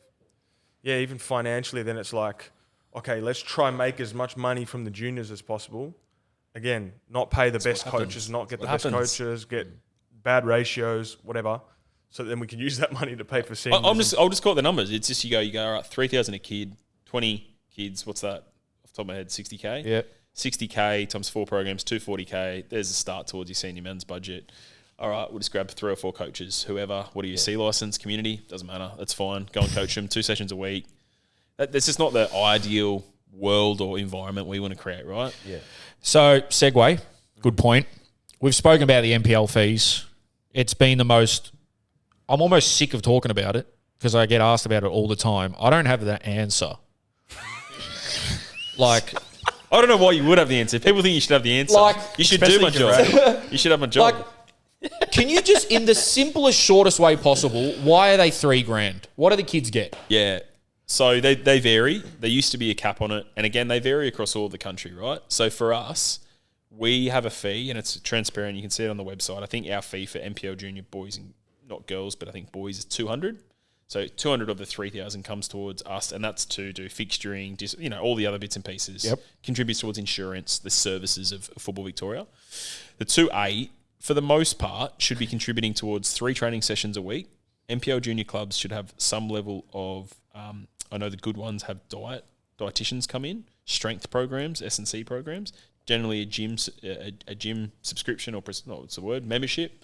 They obviously get kid as part of that. And then it's a 40 to 45 week program. So then when you break it up, and I don't like doing this, but it makes sense. When you break up $2,600, $2,800 into, 150, 200 touch points, you're talking $10 a session. Yeah. Which sort of makes better sense. Yeah. But what we need to do, and this is where, I'm all about taking accountability, is over the next 12, 18 months, we need to better understand what our clubs are charging and then better communicate that to the public, almost in a value index. Yeah. And go, Club A is charging this, and this is what we've been told they'll deliver. Okay. Club B is charging this, and this Yeah. is... And then you give the punter or the parent and the kid the opportunity to then go, all right, are we comfortable that what we're paying here is going to deliver this? And if it doesn't, then ultimately we can say to the club, well, come on, you've promised something, you're not delivering it. That's fair. Because even me, that I'm in football with the juniors, I feel like you just mentioned, dietitians, strength and conditioning, all of that. I think a lot of clubs would overlook that. Absolutely. And wouldn't even exist. Absolutely. So that's another thing is, okay, you're saying you're charging that money for, you should be giving this service, and the kids are probably just getting a basic coach, a father to do the session, and the rest is out the window. Yep. And then I think there's another thing on top of that is, of course, they should get 40 to 44 weeks of football. But then on top of that, there's so many more events, competitions that are self-organised by other people, that there's money involved. And then it all adds up, okay? So it goes from 2,800 to it's 10K. Yeah, easily. 5, 6, 8, 10. I've seen crazy numbers. Yeah. Is there regulations on the level of coaching licenses that they there have is, to hold? And so again, we've been quite, to be honest, lax on this. We've asked for the clubs to submit what's called a youth technical report, and ultimately what we can do is fine the clubs, and we have gone down the path of that recently to say, okay, you're meant to have a C license. I think it's like C license for the 14s, 15s, maybe B license for the 16s, 18s. When your TD should be an A license or a pro license coach. Yeah. Then the other problem we had is coming out of that, we've set these, and this is in cohesion or collaboration with other states and FA. We then have gone, all right, you need to be an A license to be a TD, but then we didn't run an A license course for 2 years. So clubs are going, well, how do we get that? Well, we can't even get it. Photoshop that one. Yeah. So Someone said, what considerations, interventions are being made to accommodate talented juniors who can't afford NPL? We spoke about scholarships, but how many are clubs giving out, really? Yeah, so it I don't know historically what's happening in Victoria, but it seems to have fallen off. So generally speaking, you should offer per age group 2 scholarships. Okay. So I think that at least provides an opportunity. And from everything, and even the conversations I've had with most of the NPL junior clubs this year, who definitely have senior programs, again, your Danny Thunders, your Hume, etc. If a parent and a player comes to them who is talented and has a hardship, I haven't seen anyone turn anyone away. They'll absolutely find a way to accommodate you. That's what I thought. I think it's just about having honest conversations sometimes. I get it as well. Sometimes parents and people, it's pride, right? Yeah. I don't want to come and ask for a handout, but they'll find a way. I was going to say, that's what I would have thought would have happened. Like, I know, like we were saying with the pride and the parents saying, like, I don't want to go ask for a handout, but if they really wanted their kid there, then maybe... I suppose it's the issue of like monopolizing, like it becomes not an open market because they've got that NPL license. Yep. It's sort of like you said, they're attracted to go to this NPL team because it's an NPL team, not necessarily because of what they're providing. So then they can charge the higher price and not actually provide anything that's great. So it's kind of, it creates this monopolized industry. No, it does. It absolutely does. Yeah, we need to be... So we're in the process of doing, in the junior boys, we've got 47 clubs currently across 4 leagues of 12. So they play, this was introduced in 2019, I think. They play 11 rounds and then get split into top 3, so 1 to 3, 4 to 6, 7 to 9, 10 to 12. Yep. And they're all at that point, they're in north, south, east, west. And then what happens is we then group top 3 all go into Division 1, middle 3, Division 2, so on. That's how it currently sits, but it's quite, what's the best way to put it? It's actually quite troublesome because we have the first 11 rounds are cutthroat and are really serious, and we see player movement, we see referee abuse, we see all these things happening, and then the next 22 rounds we just see nothing. It's almost like the kids have made Div 1, they don't care anymore, and the parents and the coaches as well. And so out of that as well, we've got all these issues with fees, we have player movement, like the junior window opened a couple of weeks ago, right? And we see 15% of these kids move. So all these good kids who have ended up in Div 3, this is the same problem we said before. They all want to go chase Div 1. And then we've got all these clubs at Div 1 who have made Div 1 and have got like 3, 4, 5 kids who are like, well, you're shit now. We'll move you back down to Div. You're good, but we'll move on. Really? Yeah. So we need to take an active role in this, find the best structure for our junior boys and girls, but junior boys is a real problem at the moment. Find a way to evaluate them based on the coaching experiences they're delivering, the value index, and then have an intimate and a tie-in, an intermittent factor around results as well. So we mentioned results. We can't go to it where no results are counted, but there needs to be more than just results. There needs to be a bit of a criteria and audit compliance about what they're offering. Yeah, because I heard I heard about this too, because obviously with all the kids that I'm coaching, that boys were coming to me like, oh, this club was like made to make Div 1 and they're in Div 3. Yep. And now they're all transferring to this club. Terrible, Transferring. You know? We've got terrible. so player loyalty. So I grew up on the Gold Coast. I played for one club pretty much from the age of 10 to 18. I went through the senior. So we played like what was back then is like the NPL equivalent on the Gold Coast, the Gold Coast Premier League, and then played through to the top senior men's team. And I would say half of my team did as well, which is really exciting. The player movement in our juniors, it wouldn't be surprising if I have a look at an under-16s rego that from the age of 9 to 16 they've played at 7 clubs. Because they're just chasing the dream, right? But this is again such. There's no more totties any around. Yeah, but like I feel like it's like a Victorian or like I don't know about other states, but everyone I speak to who's played in the NPL system, whether they're young, like or juniors or in the seniors, they've played for like 10 clubs. Yeah. Like it's crazy. I'll go on record that needs to stop. Broken. Like parents, come on, man. Yeah. That needs to stop. It's like Well, I glory just feel- hunting. 1 or 2 or Honestly, maximum like 3 or like 2 my or juniors 2. would have spent through juniors anyway, 2 academy and then overseas, you know. But then I feel like, especially speaking with parents here, which I agree with you and I agree with you, Rush, is that you can't keep chasing the next best coach. And I feel this is the problem with parents here in Australia. They go, oh, I really like this academy. I'll stay with it for 9 months. Oh, like he's learnt everything there. I'll jump ship. I'll go here for 6 months. Yeah, this is decent. Okay, move on. But it's not even a coach thing. It's probably just a results thing. Like I want my son to be at the best team. Like the number one team might not necessarily have the best coach. Like they could just have the best kids. Like obviously they're going to have a good coach. Yeah. But like they could just have a really good crop of kids. Yeah. And maybe the best coach is in 3rd or 4th position or whatever on the table. But sometimes it's just about, and it's also like, oh, my son plays at this club. Yeah, and I think you have to remember that kids, you know, you have to give them that time to learn. Once you keep, it's like, just think about it like this. If parents think about moving your kids' schools every year, That's how I was looking at it. It's a good call to have. Like it's a put good that shout into out. your head. If You change wouldn't your do kid- it, right? Imagine how unsettling it would be to that Exactly. child. That's Hey, what you're doing in you know what? I football. don't like your English teacher. We're going to go to another school. Yeah. Oh, don't like this English teacher. Don't like that maths teacher. You'd be so disruptive. And it's the same with kids and their football journey. Yeah. Trust in the club. Trust in the coaches. And I don't know. I think I have seen examples where you've got these gun teams and you've just got this person coaching who has no idea, and you have great coaches and they're often mid-table. So I think you just have to seek what's best for your kids. That's literally my point. Another one we got here is, this is an interesting one. Why in NPL transfer windows can NPL clubs sign state league players, but state league players must wait 30 days clearance? Yeah, so I love these ones because this is probably an opportunity for us to clarify stuff. So firstly, our NPL men's, NPL women's, and VPL 1 and 2 men's are professional leagues. So Yes. we have to comply, obviously, with FA and FIFA regulations on what a pro league looks like, which is why we have 2 windows. We have a window that happens in January, February, and we have the one that happens now until I think we're running it just for a short window, 2 weeks. It's the same as the A-League. So the A-League window is open right now because we're open as well, Yep. and we have to have the same window. The reason why state league clubs will have to wait 30 days, and I'd encourage, if players aren't sure about what their status are, please reach out to us. I had 5 or 6 from clubs today reach out about what their status is.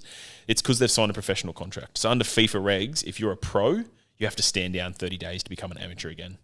So that's all it is. You've just got to restore amateur status. Yeah, that makes sense. Whereas other way around, if you're an amateur and you go to an NPL club, you don't have to wait anything. You just sign today and put in a pro contract. There's a bit of a theory going around. Are these professional contracts actually professional So contracts? this is the question that I would genuine, it's a great question. I would challenge the players to check with us. Yeah, okay. Because we don't know what's out there necessarily. The ones that are lodged with us on the Football Australia template that we have, that we see dollar amounts, that we see the stipulations, they're pro contracts. We'll uphold them. We'll go to a tribunal if we have to say that you're owed this money, or vice versa, that you've not fulfilled the obligations under the contract as a player, and therefore you might get a suspension or whatever it looks like. But what I do know, unfortunately, happens is we have clubs that say, hey, you're on a pro contract, but they're not. I've definitely signed a few dodgies. Yep, a few. Oh, you're on a pro, and so these poor, but these, which I'm not worried Allegedly. about. It's what concerns me. And I want to deal with the bigger issues. I'm not worried if a player wants to take it, and I'm probably shouldn't say it, but if a player wanted to take cash and whatever, like I'm going to park that. That's not. We don't have the resourcing to do that. I'm not going to bring in salary caps, anything like that. But what I will say, which I've had today, is these poor players who sign a dodgy contract and get told they're a pro, and they can't leave. That's the problem. So they're at Arpia or something, right? And they go, oh, okay, we want to go to a different club. We're having a terrible experience. And the club holds them ransom. No, you can't. You're pro. Yeah. But then they don't know any different. We've got all these kids at 16, 17 who have signed them. We've never seen the contract. Reach out to us, please. Like I genuinely had said to people today. This is massive. Reach out to us and just say, we had a couple of players that said today, they said, hey, can you let me know? The club said I'm a pro. Am I registered as a pro? Do you have a contract? No, you're an amateur. Well, I think this is a great information for kids, because so many kids are not understanding what they are signing. Correct. And they're also almost scared to reach out. Yep. And find out the information. So I think that's very important for, understanding what you are signing, understanding what you should be getting, understanding, if the club is doing you dirty. And like you said, to reach out to you guys, because you guys do have the right information. Yeah. And I think this is actually, there's a good opportunity maybe for here. I've said it for the last year or two, but maybe we need to do a short little 5 or 10. I wouldn't make it too onerous or an in-person. 5 or 10 video that we send out to all of the currently registered pro players and amateur players in those leagues this year for next year to say, hey, this is what it looks like. This is what you should look at, because it's a great point. Where I've also had 17, 18-year-old kids who have signed pro contracts but have tried to leave and have just gone to another club, and then we end up going to them and going, you can't do this, guys. You actually did sign it. Can I make you a strange suggestion? Yeah. You guys should start a TikTok.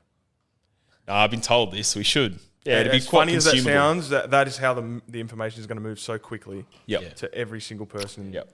I just have on that, and again, we'll take out whatever if it's not viable. Do you guys deal with much corruption with these NPL clubs? Like, for instance, if a player is stuck, you guys can go straight to the club and say, you can't be doing this, fine, or like, how does it work? Are you fining them? Yeah, Like, so there's multiple levels of it. There's a fine. I mean, the first thing is we generally have a conversation, and I'll say 95% of the time, yeah. the situation will be resolved. Yeah, Because as soon as we tap the club on the shoulder and say, hey, we've been made aware of this, can you show us some bank statements, provide in writing this? And they'll go, okay, yeah, we've missed a couple of payments here.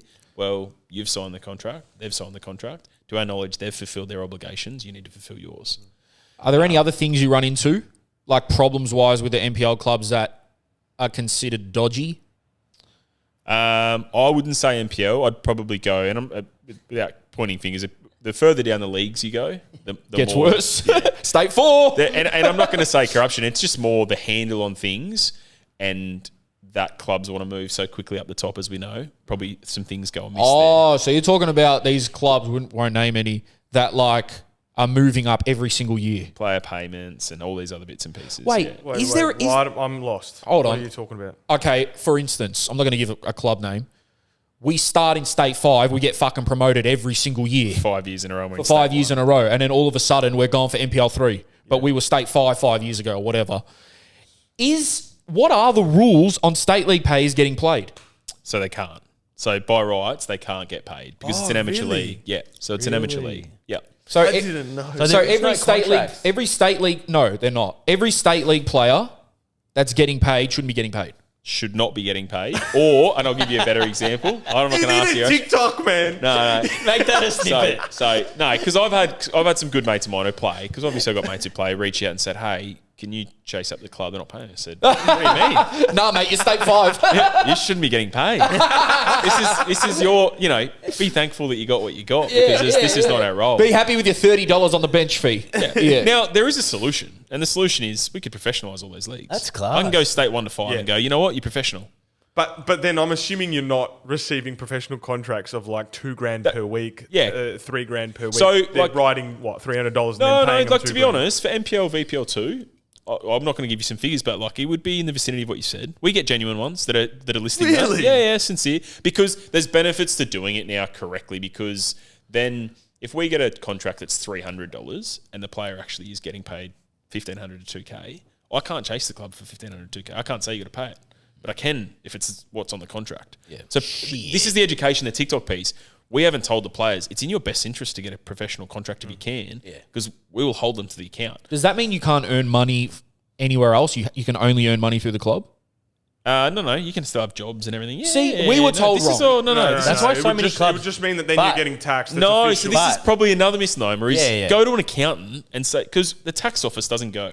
The ATO, and I'm not giving tax advice here on camera, and the ATO, don't tap me on the shoulder. But this is where I would strongly encourage, and the well-run clubs in our ecosystem do it, and I would encourage all players to do it. If they have an accountant or a mate or whatever that looks through it, ATO doesn't go, you work at Macca's and you also work at Hungry Jack's. So what they'll do is, for the first 6 months, they might tax you at a higher rate here. Yeah. But when the ATO looks at your salary or income from July 1 to June 30, they look at it a bulk amount. They don't look at it as 2 jobs. Yeah. So they look at it a bulk amount. If you've earned $100,000, you should have paid $10,000 tax, so you generally get money back. No, but what I'm saying is, if they're officially saying my wage is $2,000 per week, but then they're going to get taxed on whatever $2,000 is per week over a year, as opposed to if they're saying my wage is $300 and getting cash of $2,000. But I can't guarantee they'll ever get that $1,700. So then when I've got, this is the risk you take. So it's risk reward, right? Is you run the risk of you might get the extra cash for a few weeks, but then all of a sudden the last 6 of the weeks of the season you don't get any of it. Right. Which is what's happening a lot. I was under the impression that if you sign a pro contract, you can't have another job. I don't know. I don't know where you pulled that one from. Who's your accountant? Fahid. Oh, shit. I've headed them. But also, we literally had the convo in the second division where he goes, if these players are on pro contracts, they're not going to have other jobs. No, they're not going to have other dogs. They're not going to have because the club's going to say to them, "You're busy. You're working. You're not allowed to work." Should be in the iceberg. The club's going to say, as their expectation of me giving you a professional contract. It's not about. I'll edit that out so I don't look dumb. I edit it. But also going back to this about the contracts and the pro contracts, because I've been in this situation before, is that You're not a lot pro. of clubs just say, "Yeah, listen, I'll give you a pro, put you on 300 under the threshold. Yep. The rest is all under closed Allegedly. door." Yeah. I'm not trying to screw anyone up here. No, I just think with these things, like it's important, as I said to you guys at the start and from the beginning, like, I want to be transparent on this stuff. I think there's issues in the game that we need to solve around, communication and how we communicate. Like TikTok, if that's the vehicle we have to do it, let's look at it. But like regulations, getting information to players and clubs and coaches. I get occasionally some clubs in the NPL and other leagues tap me on the shoulder and say, you guys have really got to fix this player payment stuff. Yep. If you fix the other stuff around juniors and youth and value for money and good coaching standards and people offering good products, the other stuff will come. Yeah. Like I'm not worried. I don't have to fix someone getting paid $1,500 a week because if you fix the other stuff, they'll have to find another way to pay them $1,500 a week. True. Yeah. Wow, that's awesome. Yeah. That was really good. Another one here is some people were complaining about referees in terms of availability, in terms of quality. One thing that I always found funny, and this has to be down to availability, there's no other way, is when I watch my brother play State League and I'm watching one of their subs run the line and then they call offside and everyone's pissed off. Why is that fucking prick running the line? Of course he's going to... Is it all just down to availability? It'll just be down to scheduling and availability. So we need to take a more active job around probably being a bit tighter on when teams and clubs can move their fixtures. So historically speaking, we set and forget at the start of the year, but as we go through the season, it's, fire ants, rain, washed out, player unavailability, you need to move it hours here. As soon as we move it in the week or two leading up, it becomes an availability problem for the refs. Yeah. And the other issue is when we talked back, if we did have zones and associations, we don't. But if you looked at Melbourne Metro, right, we do have it's how life works, I guess. We've got clusters of regions that have high levels of referees. Yeah, so it might be up near Sunshine and Northwest. All of a sudden, 400 referees are up there. Well, for the most part, they don't want to drive down to the peninsula. So they are going to get good games there. So we need to do a better job of educating and upskilling in the other regions. So in terms of a few people have said, the quality here needs to be better, whatever. What's the go? Like a referees, I've got no idea. A referees doing like refresher courses and like all of that. That's all through the referees. No difference to coaching. So the way you look at it is this really similar ecosystem in that regard as well. And pathway is. And then probably the key difference there as well is you do have to pay. Referees do have to pay for their rego and they have to pay for their courses, right? Yeah. They do get paid obviously back. But my question would be is we have to also create an environment where referees are comfortable doing it. Like I've been at NPL games and I'm talking juniors. That. That's my point. Yeah. Is we don't want to do it, right? Wants to do it, to be honest. And so this is what we're talking about. Oh, well, how are we going to fix it? Well, we need to probably, again, you fix the referee problem if you fix the culture issues. If you fix the spectator and referee abuse elements or coaches feeling it's okay to walk into a referee's change room after the game and give them a mouthful. Do you know what I mean? Mate, well, the other day, like even I was looking back at this and we weren't even abusing him. We were honestly just having a laugh with him. But the other day I went home thinking, fuck, he would have been shitting himself. There was this 15-year-old, 16-year-old lino, State 4. Yeah. Yeah, is there an age too? And so for probably senior men's, we generally keep it at, I think you have to be 16 or 15 or 16 to the line. Yeah. He's there, right? This is going to sound weird. He had the freshest fade I've ever seen. Right? Good. Right? Freshest fade I've ever seen. And I'm with my mate, Lockie, and he goes, Lino, please tell me where you get your hair cut. And he just wouldn't reply the whole game. He was so locked in, and I'm thinking, but I'm thinking he's shitting himself. He's got all of us behind saying, "Where's your barber?" And then he turns around at the end of the game and he goes, "Number one, I'm 18, and number two," and then he said the barber, and I was like, "Oh." Because we've talked about before about what fans can and can't say to players. Yep. I think we need refs, and it's a massive issue, and I think they should be protected. I think. Yeah, of course. I think that we need Also, government Rash, protecting the refs because it's ridiculous. You playing the game, right? How good is it when the ref has a bit of banter about him? Yeah, and that's fine. That's all well and good. Yeah, and you can have banter with them. That's fine. But obviously, it goes too far. So this would be my sell for a couple of things, right? I'm thinking about this because, as I said, I looked after referees as well in Queensland as well, and there's some cultural issues and some abuse issues. But I think to your point, Gav, it's a really good point. We want referees who have personality too, because it makes it so much more fun. Have to. So I think there's two parts to this. Is one, when we do referee courses, and I've said this before, the more recent ones I've sat in and looked at, the level 4s, we almost need an hour or two about how to be sociable, how to talk to players. As silly as this sounds, how to not be a robot, how to be just a normal human. Yeah. And on the flip side, what we don't have in the coaching side of things is at the end of the coaching course, we need to spend an hour how to speak to referees. Yeah. Don't abuse them and speak to them like this, how to get an outcome. Yeah. And you'll find, I've had some good conversations. There's one NPL men's club, I said, you'll find better results when all of a sudden, as silly as this sounds, when you feed the ref after the game and you give them the good experience, they'll be positive next time they come to that club. And as silly as it sounds, yet 50-50 becomes a 51-49 next time. Yep, because they've had a good experience. Yeah. And it even unconsciously, they just feel warmer. Yeah, at the end of the day, they're humans. That's the thing. What do you expect them to have a laugh when 99% of the time they're getting abused, so they create this wall, and then you go, "Where's your barber?" Well, he's not going to answer. I think also for younger players that are playing the game, actually have a talk with the ref. Introduce yourself as a captain. Introduce yourself. Respect him. He's like you said. If you do show the ref a bit of respect, he's going to give you that back on the pitch. Yep. I think the best referee in Australia right now is a guy called Alex King. I'm biased because I have a bit of a person I know Kingy pretty well.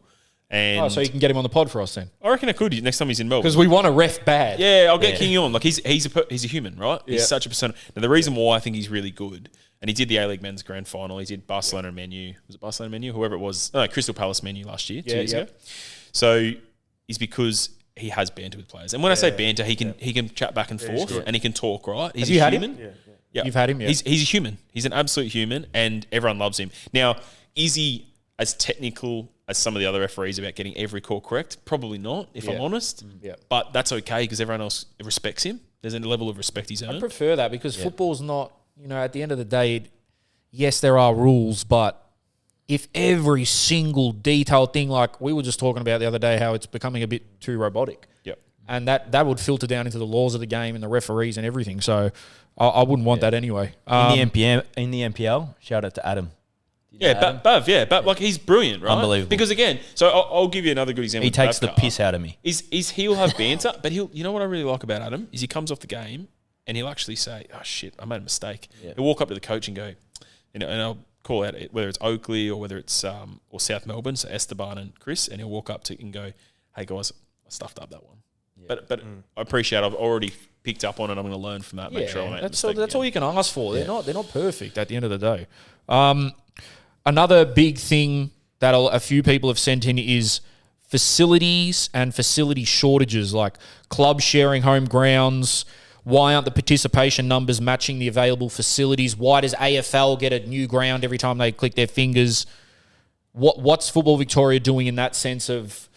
Because I even know some clubs that share home grounds due to whatever reason. I don't know the reason. Yeah. But what's your side on that? Probably timely I've come on as well. Next week we'll release our strategic plan, a new strategic plan. So we've sat as a board, as executive, as an organisation and looked through a couple of key items that we need to prioritise in the next 4 years and a couple of pillars. So the first one's clubs and participants. Clubs and competitions. And that, to the earlier comment I wanted to make, and this is about, it ties in with green space and facilities, is we want strong clubs. So we want clubs that are run well, that are financially stable, that submit their requirements through whether it's the ATO or ASIC or OFT, the Office of Fair Trading, Consumer Affairs, CFV, and are doing all the right things off the pitch as well, that then sets them up for success on the pitch. Yeah. In doing that as well, we'll then have some good growth and retention. So that's the club's piece. To then go to participants, I want to just give a shout out. When we talked earlier, one of our key things is going down the path of 50-50. So we've set a really huge goal to say in 2028, we want participation to be 50% men, 50% women, boys and girls. Oh, wow, okay. Now, the way to cut that is we realise we've got a hell of a lot more boys and men playing the game at the moment, but we, even now from a growth perspective, we are starting to see the number of new girls is the same number as the number of new boys, if you know what I mean. For every boy we have come in, we're generally getting a girl coming in at the same time. So at least the growth is sustainable as 50-50. Yeah. Wow. The third one is pathways. So I want to talk, and we can talk more about this maybe with the Victorian state teams and the pathways and clarifying how do I become from a 5-year-old to playing at the Socceroos and making that really clear. Because I know right now when I speak to parents, they're like, how the hell do we get, we don't understand how to, no idea. What's the state team? What should we go to an A-League club? Should we go to an NPL club? What does it look like? But the fourth one is facilities.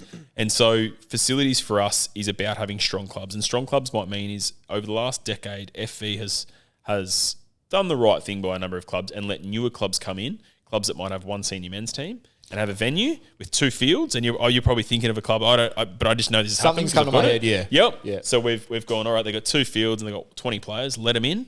Excellent. And then we've let them in right next door to another club that's got 600 players and 1 field, and they're dying going, hey, and we're not working closely enough with councils. So we've established a big G&D team, growth and development team.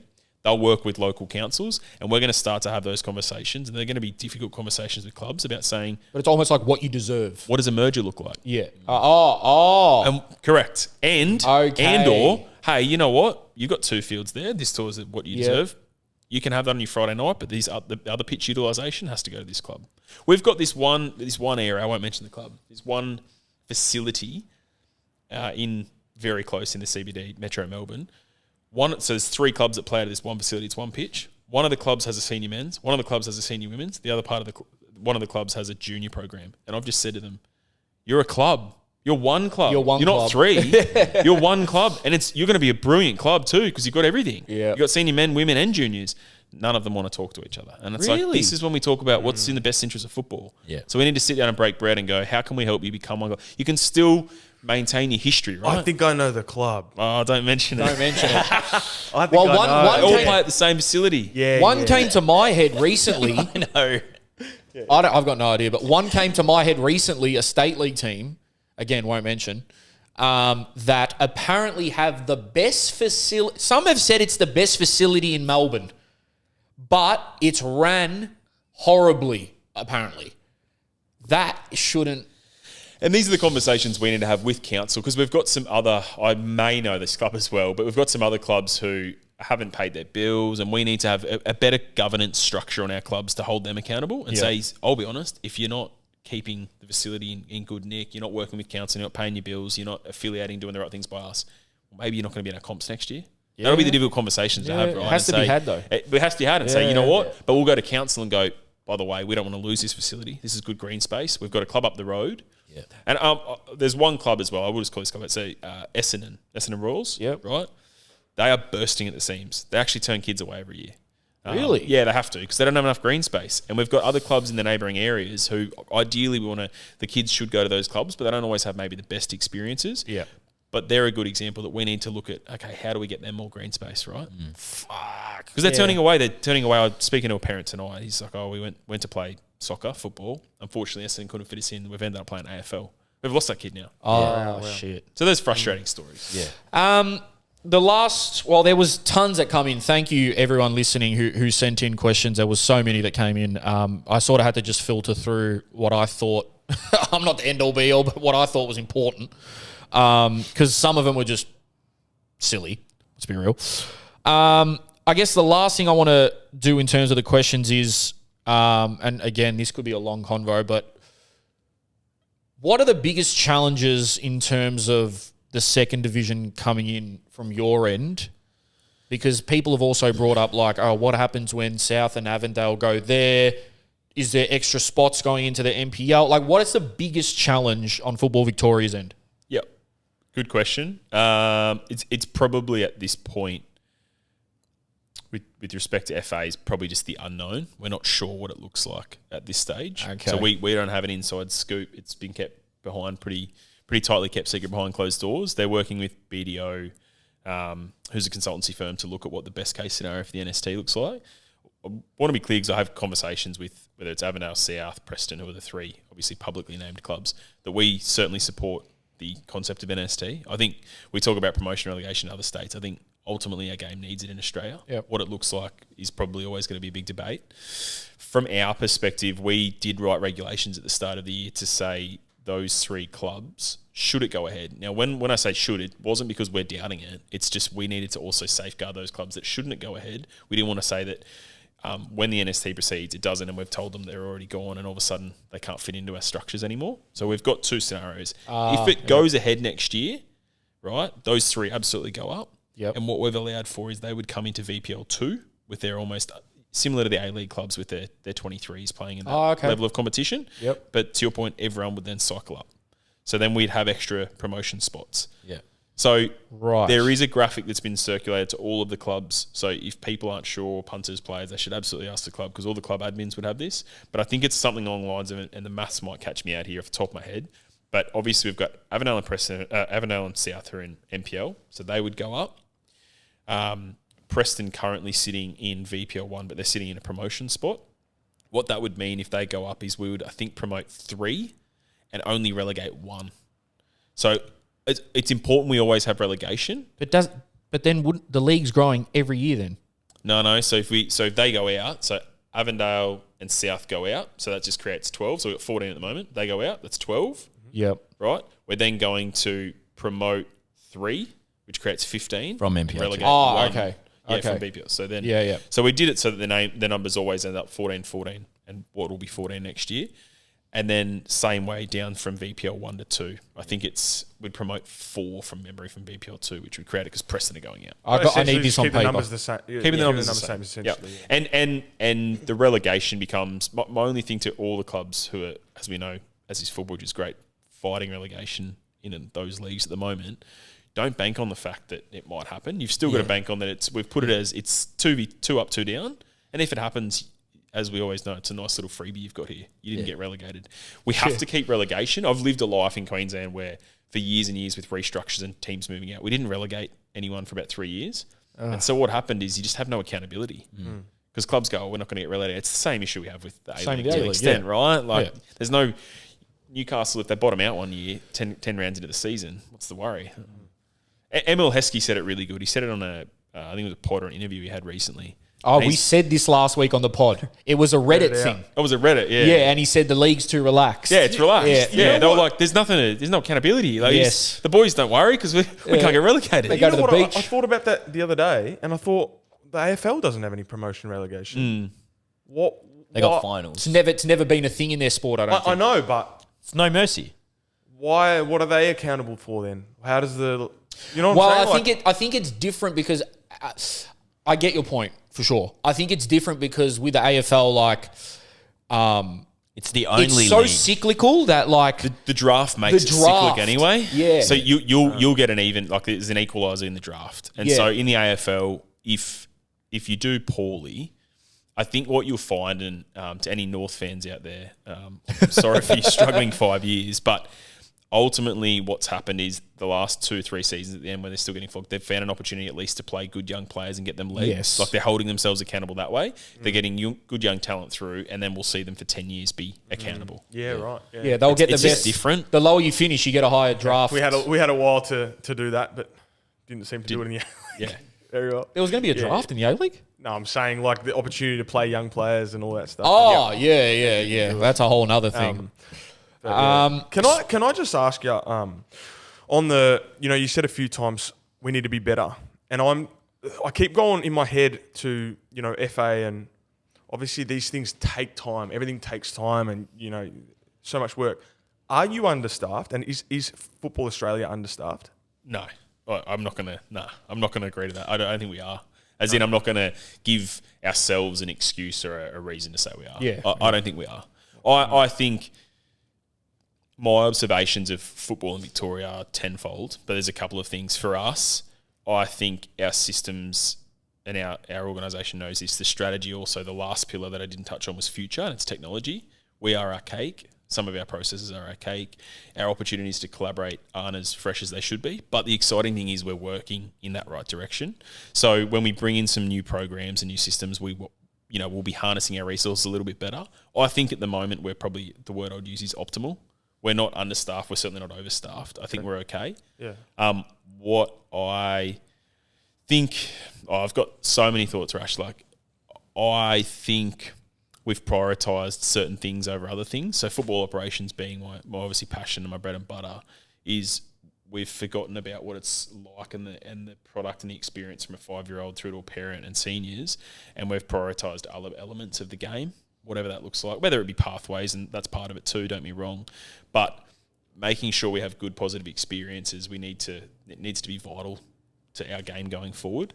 I don't think we're understaffed. Yeah, I think we just need to harness our resources a little bit better, and we need to work together as a game.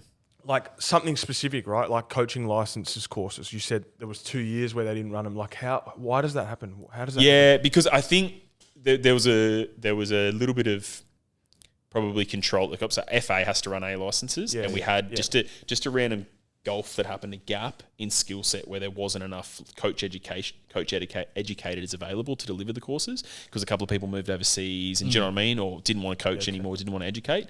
So then it takes a year or two to upskill those next level to get to there. I don't think as FE we're understaffed, and I think FA, they're pretty well staffed across some. I think there's certain elements of departments where they need to be more staffed to be more across things. But sometimes, I don't know, I think we complicate things too. Is there a conscious effort to make more homegrown coaches rather than bringing it? Like, is that a topic of discussion within Football Victoria? They actually spoke about it on my B license. They said Yeah? they were talking Yeah, like it's certainly a topic of discussion. I wouldn't say, we've probably got to focus on the homegrown player piece as much as well. more, There might yeah. be some more stuff coming out in the next sort of 6 months as to what that looks like in our top leagues as well, to really prioritise Australian players. There's certainly conversations about bringing more talent through, but I wouldn't say it's probably at the burning coalface. I think we've covered all the sort of the main questions I wanted to ask and what the viewers have asked. But just going back to the A-League, I just wanted to touch on one important thing that's happened in the A-League this week. In the most shocking but absolutely not shocking news ever, Patrick Kisnorbo He's now the head coach of Melbourne Victory. Clap if you want. Don't clap.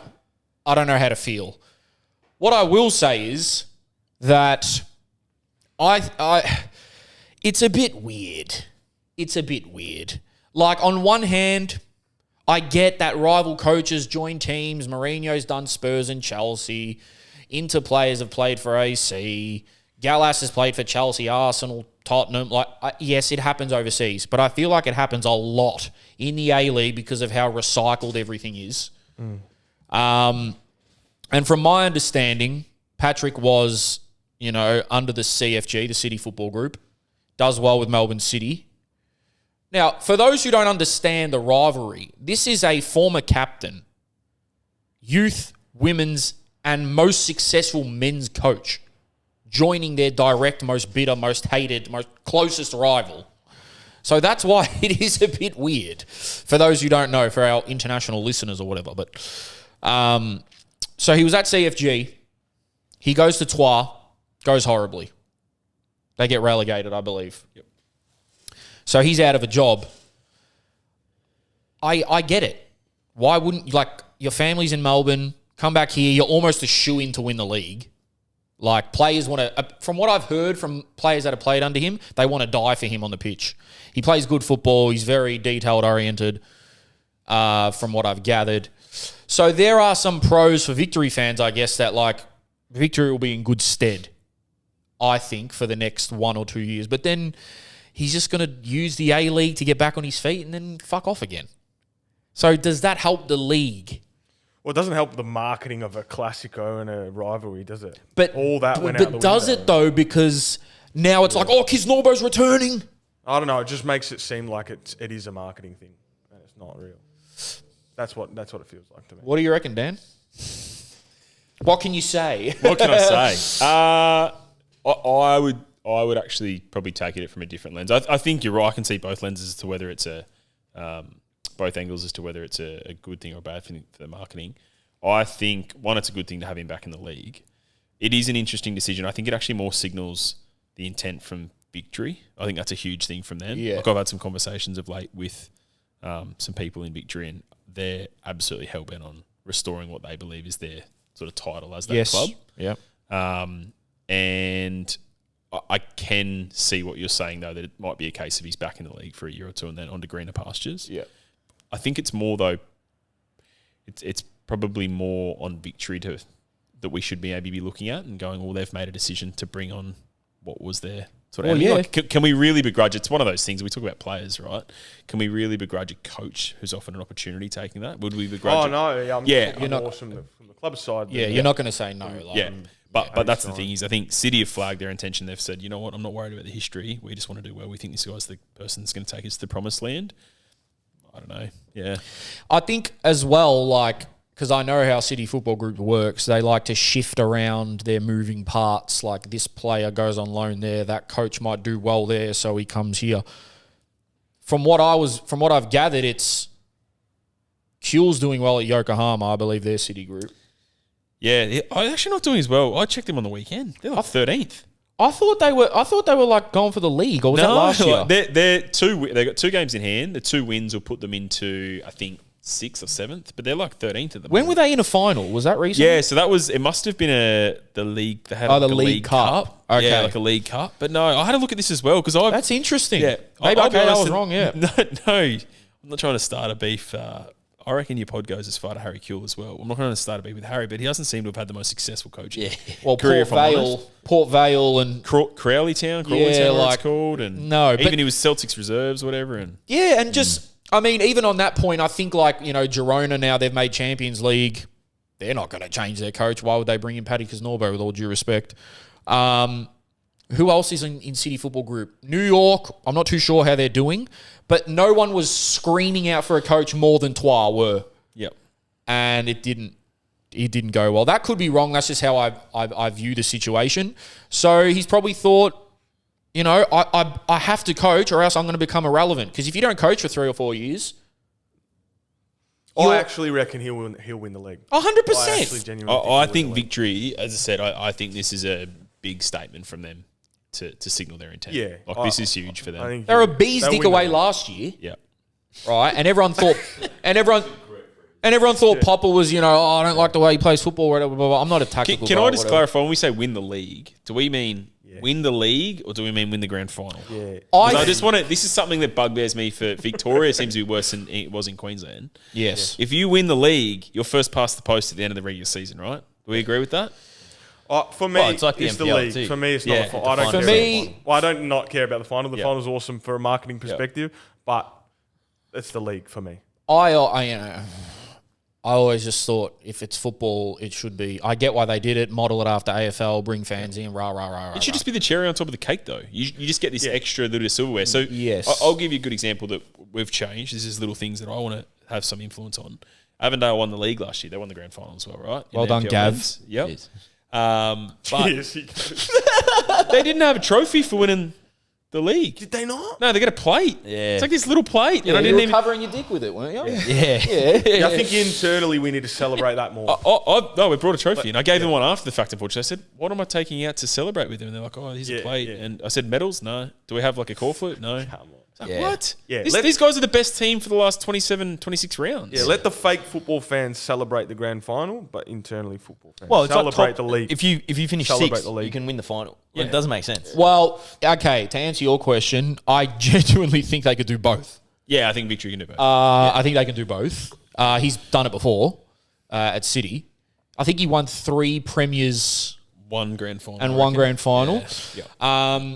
So look, Victory are fine. Obviously, the fans are going to get on his back if he doesn't start well, but I just can't see it going Well, bad. that's the thing. Yeah. if he does bad, this is going to be bad. Yeah, It's and gonna look, be real bad. I can't lie. As much as I said I find it weird, I am more intrigued for the derby this year to see sort of that pre-match, that tension. Like the City fans, hopefully they turn out again at some point. We're not a victory pod, but we are. Yeah, it'll be better for the derby, I think, in terms of like, hey, there's another headline, like the whole Ninkovic thing last year or whenever the hell it was. So yes, it's cool for the headlines and the marketing side of things, but 2 years, win it, go to Asia, go to somewhere where he's going to get paid more. But yeah, I think that's really all I have to say. Can I just ask you to touch on the pathways thing? Yeah. To clarify that, because I think that Yeah, would so be super so for valuable. us, there's 2 parts to it. One, we want to restore pride in representing Victoria and what the pathway looks like. So we've got a couple of things I want to probably plug. We've got National Youth Championships in the women at home at the girls and the home of the Matildas next week, from the 3rd to the 8th. So Victorian teams there. We're the reigning champions. We're the best junior girls program in the country. And then in the boys, in 2 weeks' time, we're in Wollongong.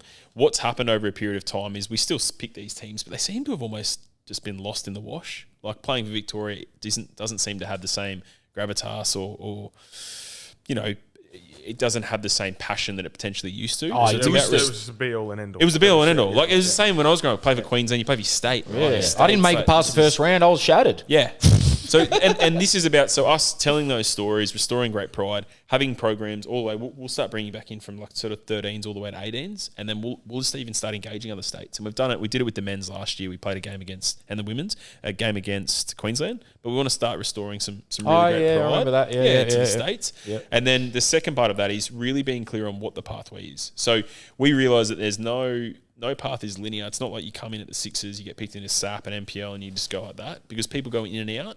But we need to, whether it's develop graphics and education and TikToks to our clubs, to our players and participants that go, this is how you move through the system. And you might pop out here, you might go to an A-League club here, you might end up at an NPL club, but this is how you move through the system. Yeah. It's really clear to us that it's not clear to everyone else what the hell the pathway is. Wait, so it's clear for you at the moment? It's clear Right for now. me that we can communicate what it looks like and how we get there.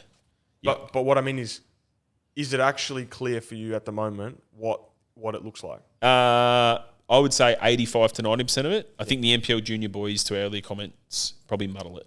That makes it a little bit unclearer because of what that format looks like. But everything around the periphery does look pretty clear to us. Yep. We just need to communicate it. I think I'm Spam. content.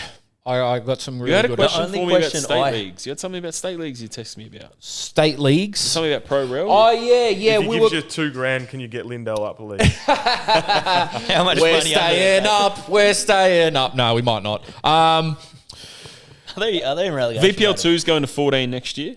So 2 up from state 1. Yes, that's 2 what up we were from talking state about. 1, right? Yes. So that where we have an issue is where we go 4 and 5, which are north, south, east, west, going to northwest, southeast. Yes. It's just first past the post.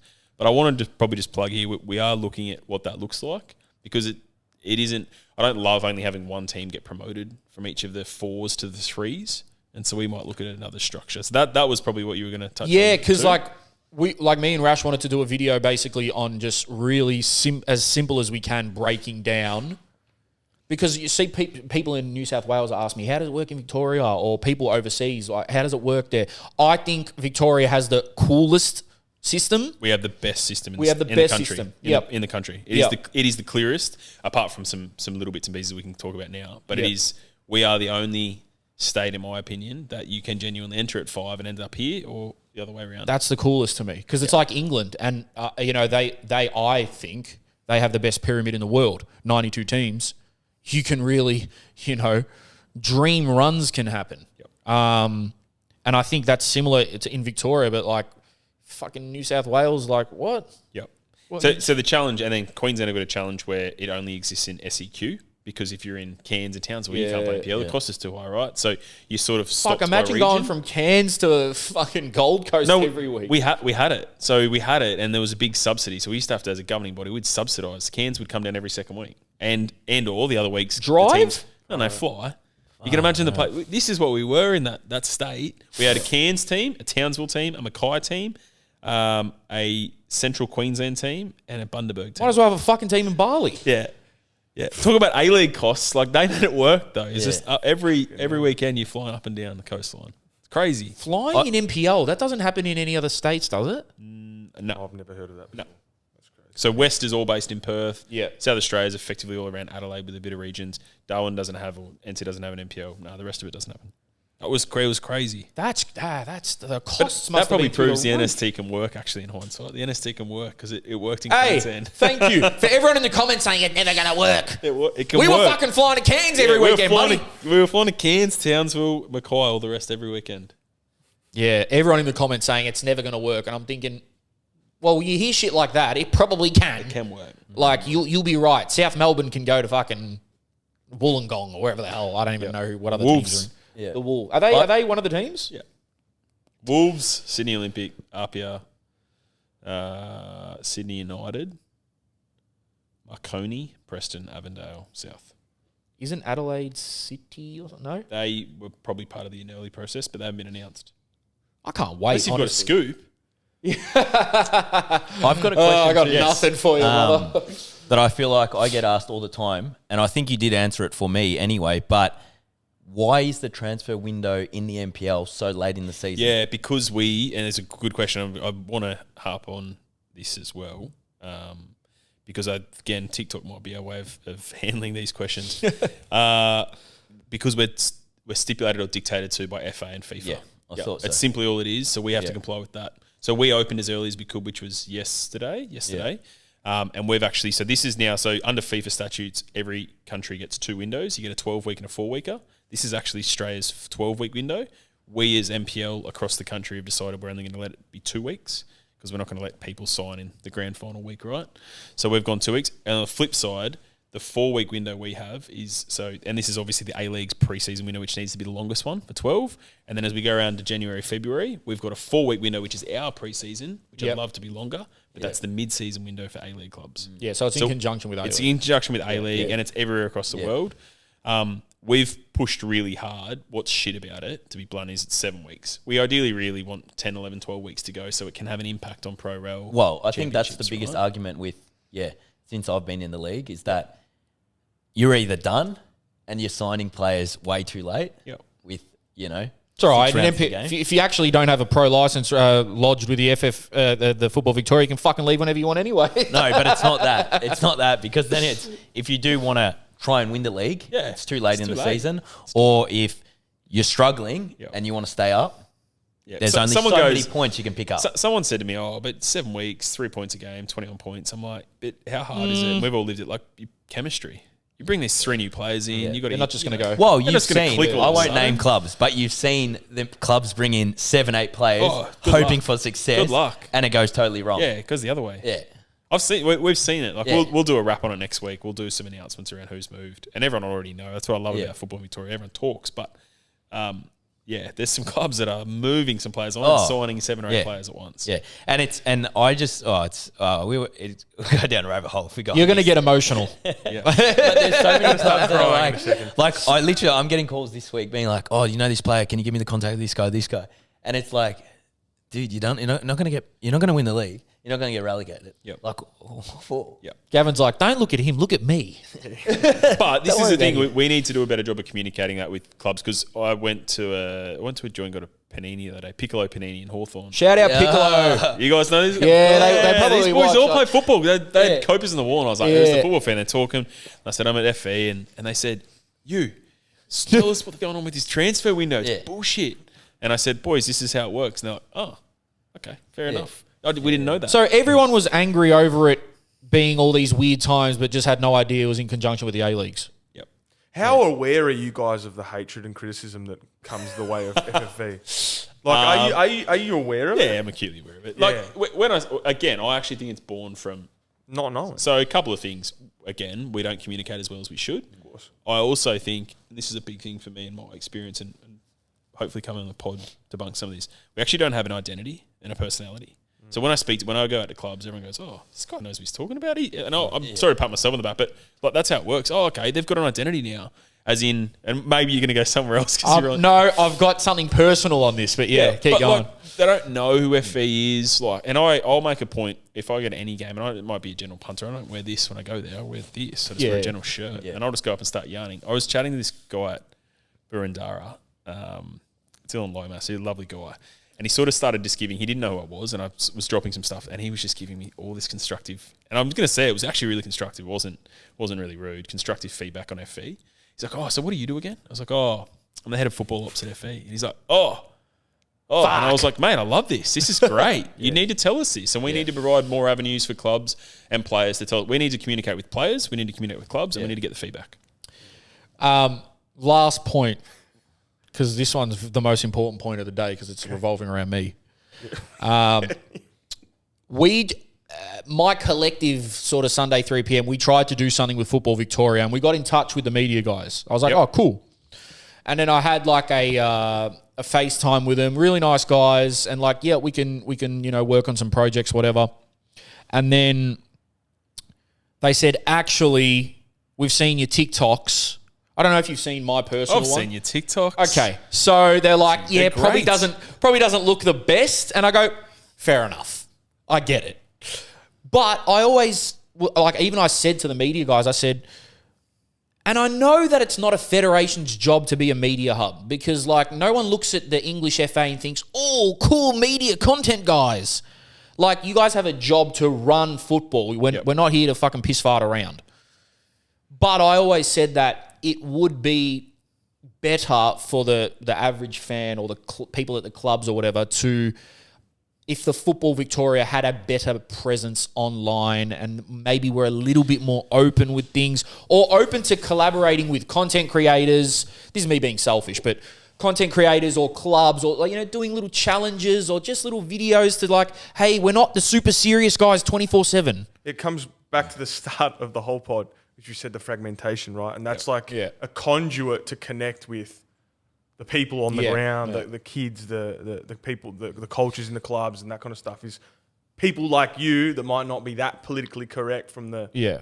But there's a market for you as well. That's the whole point, right? That's exactly why I'd agree. So the reason why this has popped up and other pods pop up, I mean, there's a number of pods now that I've seen. There's Silly's Geelong Out West Soccer News and North, all these other ones that I read and hear about. St Albans have their own radio station. And mad.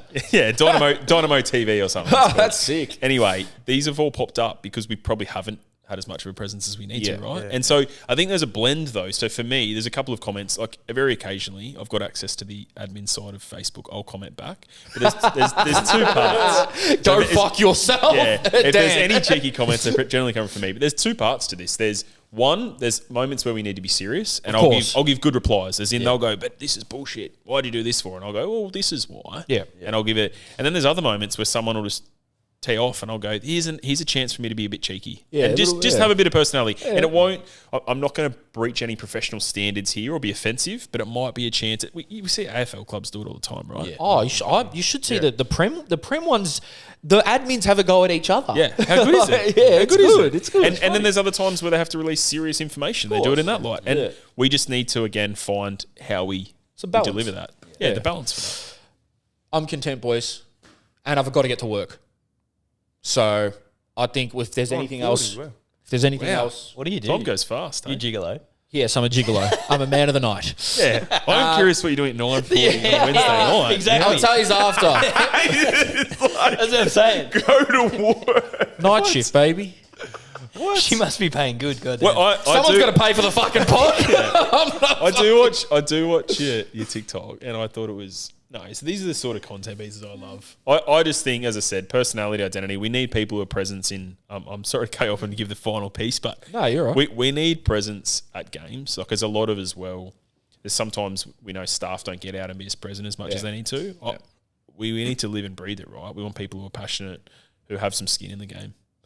Well, yeah, that's been a problem in football everywhere. Like, it's like, he's not a football person. Yeah. Why is he in that job? Connect to the streets. Yeah, like even the Chelsea fans now, like, get these fucking Americans out. They're not football people. They're not football people. They're not football people. Okay, at the end of the day, it is a business, yes. Yep. But if you are a football person, you understand. It helps. You need to have the blend, right? There's other times. Of course. The whole argument is you need some business people, but you need football people. Yeah. And the other thing that this is the fragmentation, and this will be big out of our strategy, but it's football in our country. We actually need everyone. If I could just say to every club in Victoria, 5 years, put your torches and your pitchforks down. Just put them down. Go win your leagues. I'm not saying don't be competitive, but put it down just for the next 5 years. Can we all just work together to make this sport the number one sport in Australia? And then in 5 years' time, go back to killing each other. I don't care. Yeah, have a break. Yeah. But just have a break, because some of the stuff that happens on weekends, and you guys have seen it on the news in the last few months, but there's stuff I know about as well that I'm like, it goes back to this football comment. There was a thing with Tottenham and Arsenal, wasn't there, with Ange, where Tottenham fans were almost happier to lose to Man City. It meant they missed Europe because it meant that Arsenal didn't win the league, right? Did you speak about it? Yeah. I had a club tell me yesterday in Victoria they would rather see their arch rival relegated than them promoted. That's how adamant they are. This was a state league club. They would rather see their crosstown rival relegated than them go up a league. All right. Now, I was vehemently in support of the Tottenham fans because I'd feel the same way. But when we're talking state league, This is my point. There's a different piece here, right? But this is state league, that right? sounds like what? Because I'll be honest, as you and I know, these boys, they'll probably beat your club next year. No, they will be. Yeah, correct. They will be. And the coach will probably come with them. 100%. And you'll probably have to get along. Yeah, you're So, getting a text. Come on. You're getting a text that has no punctuation in it. Yeah. And No full stops. no or full commas. stops. Yeah. No full stops. If you know what I mean. Get him on the pod. And but I guess grammar. we'll have Dan back on because there's a billion other topics we could get to. But thank you for your time. Really appreciate it. Thank you for your honesty and transparency because it's not easy, I guess, when already people are criticising and asking this and that and this and that and having a good answer to everything like you did. So I appreciate that. The usual, guys, follow, like, subscribe on everything. I guess that's it. Suited and booted. We'll see you next week. Cheers. How long is that, Paul?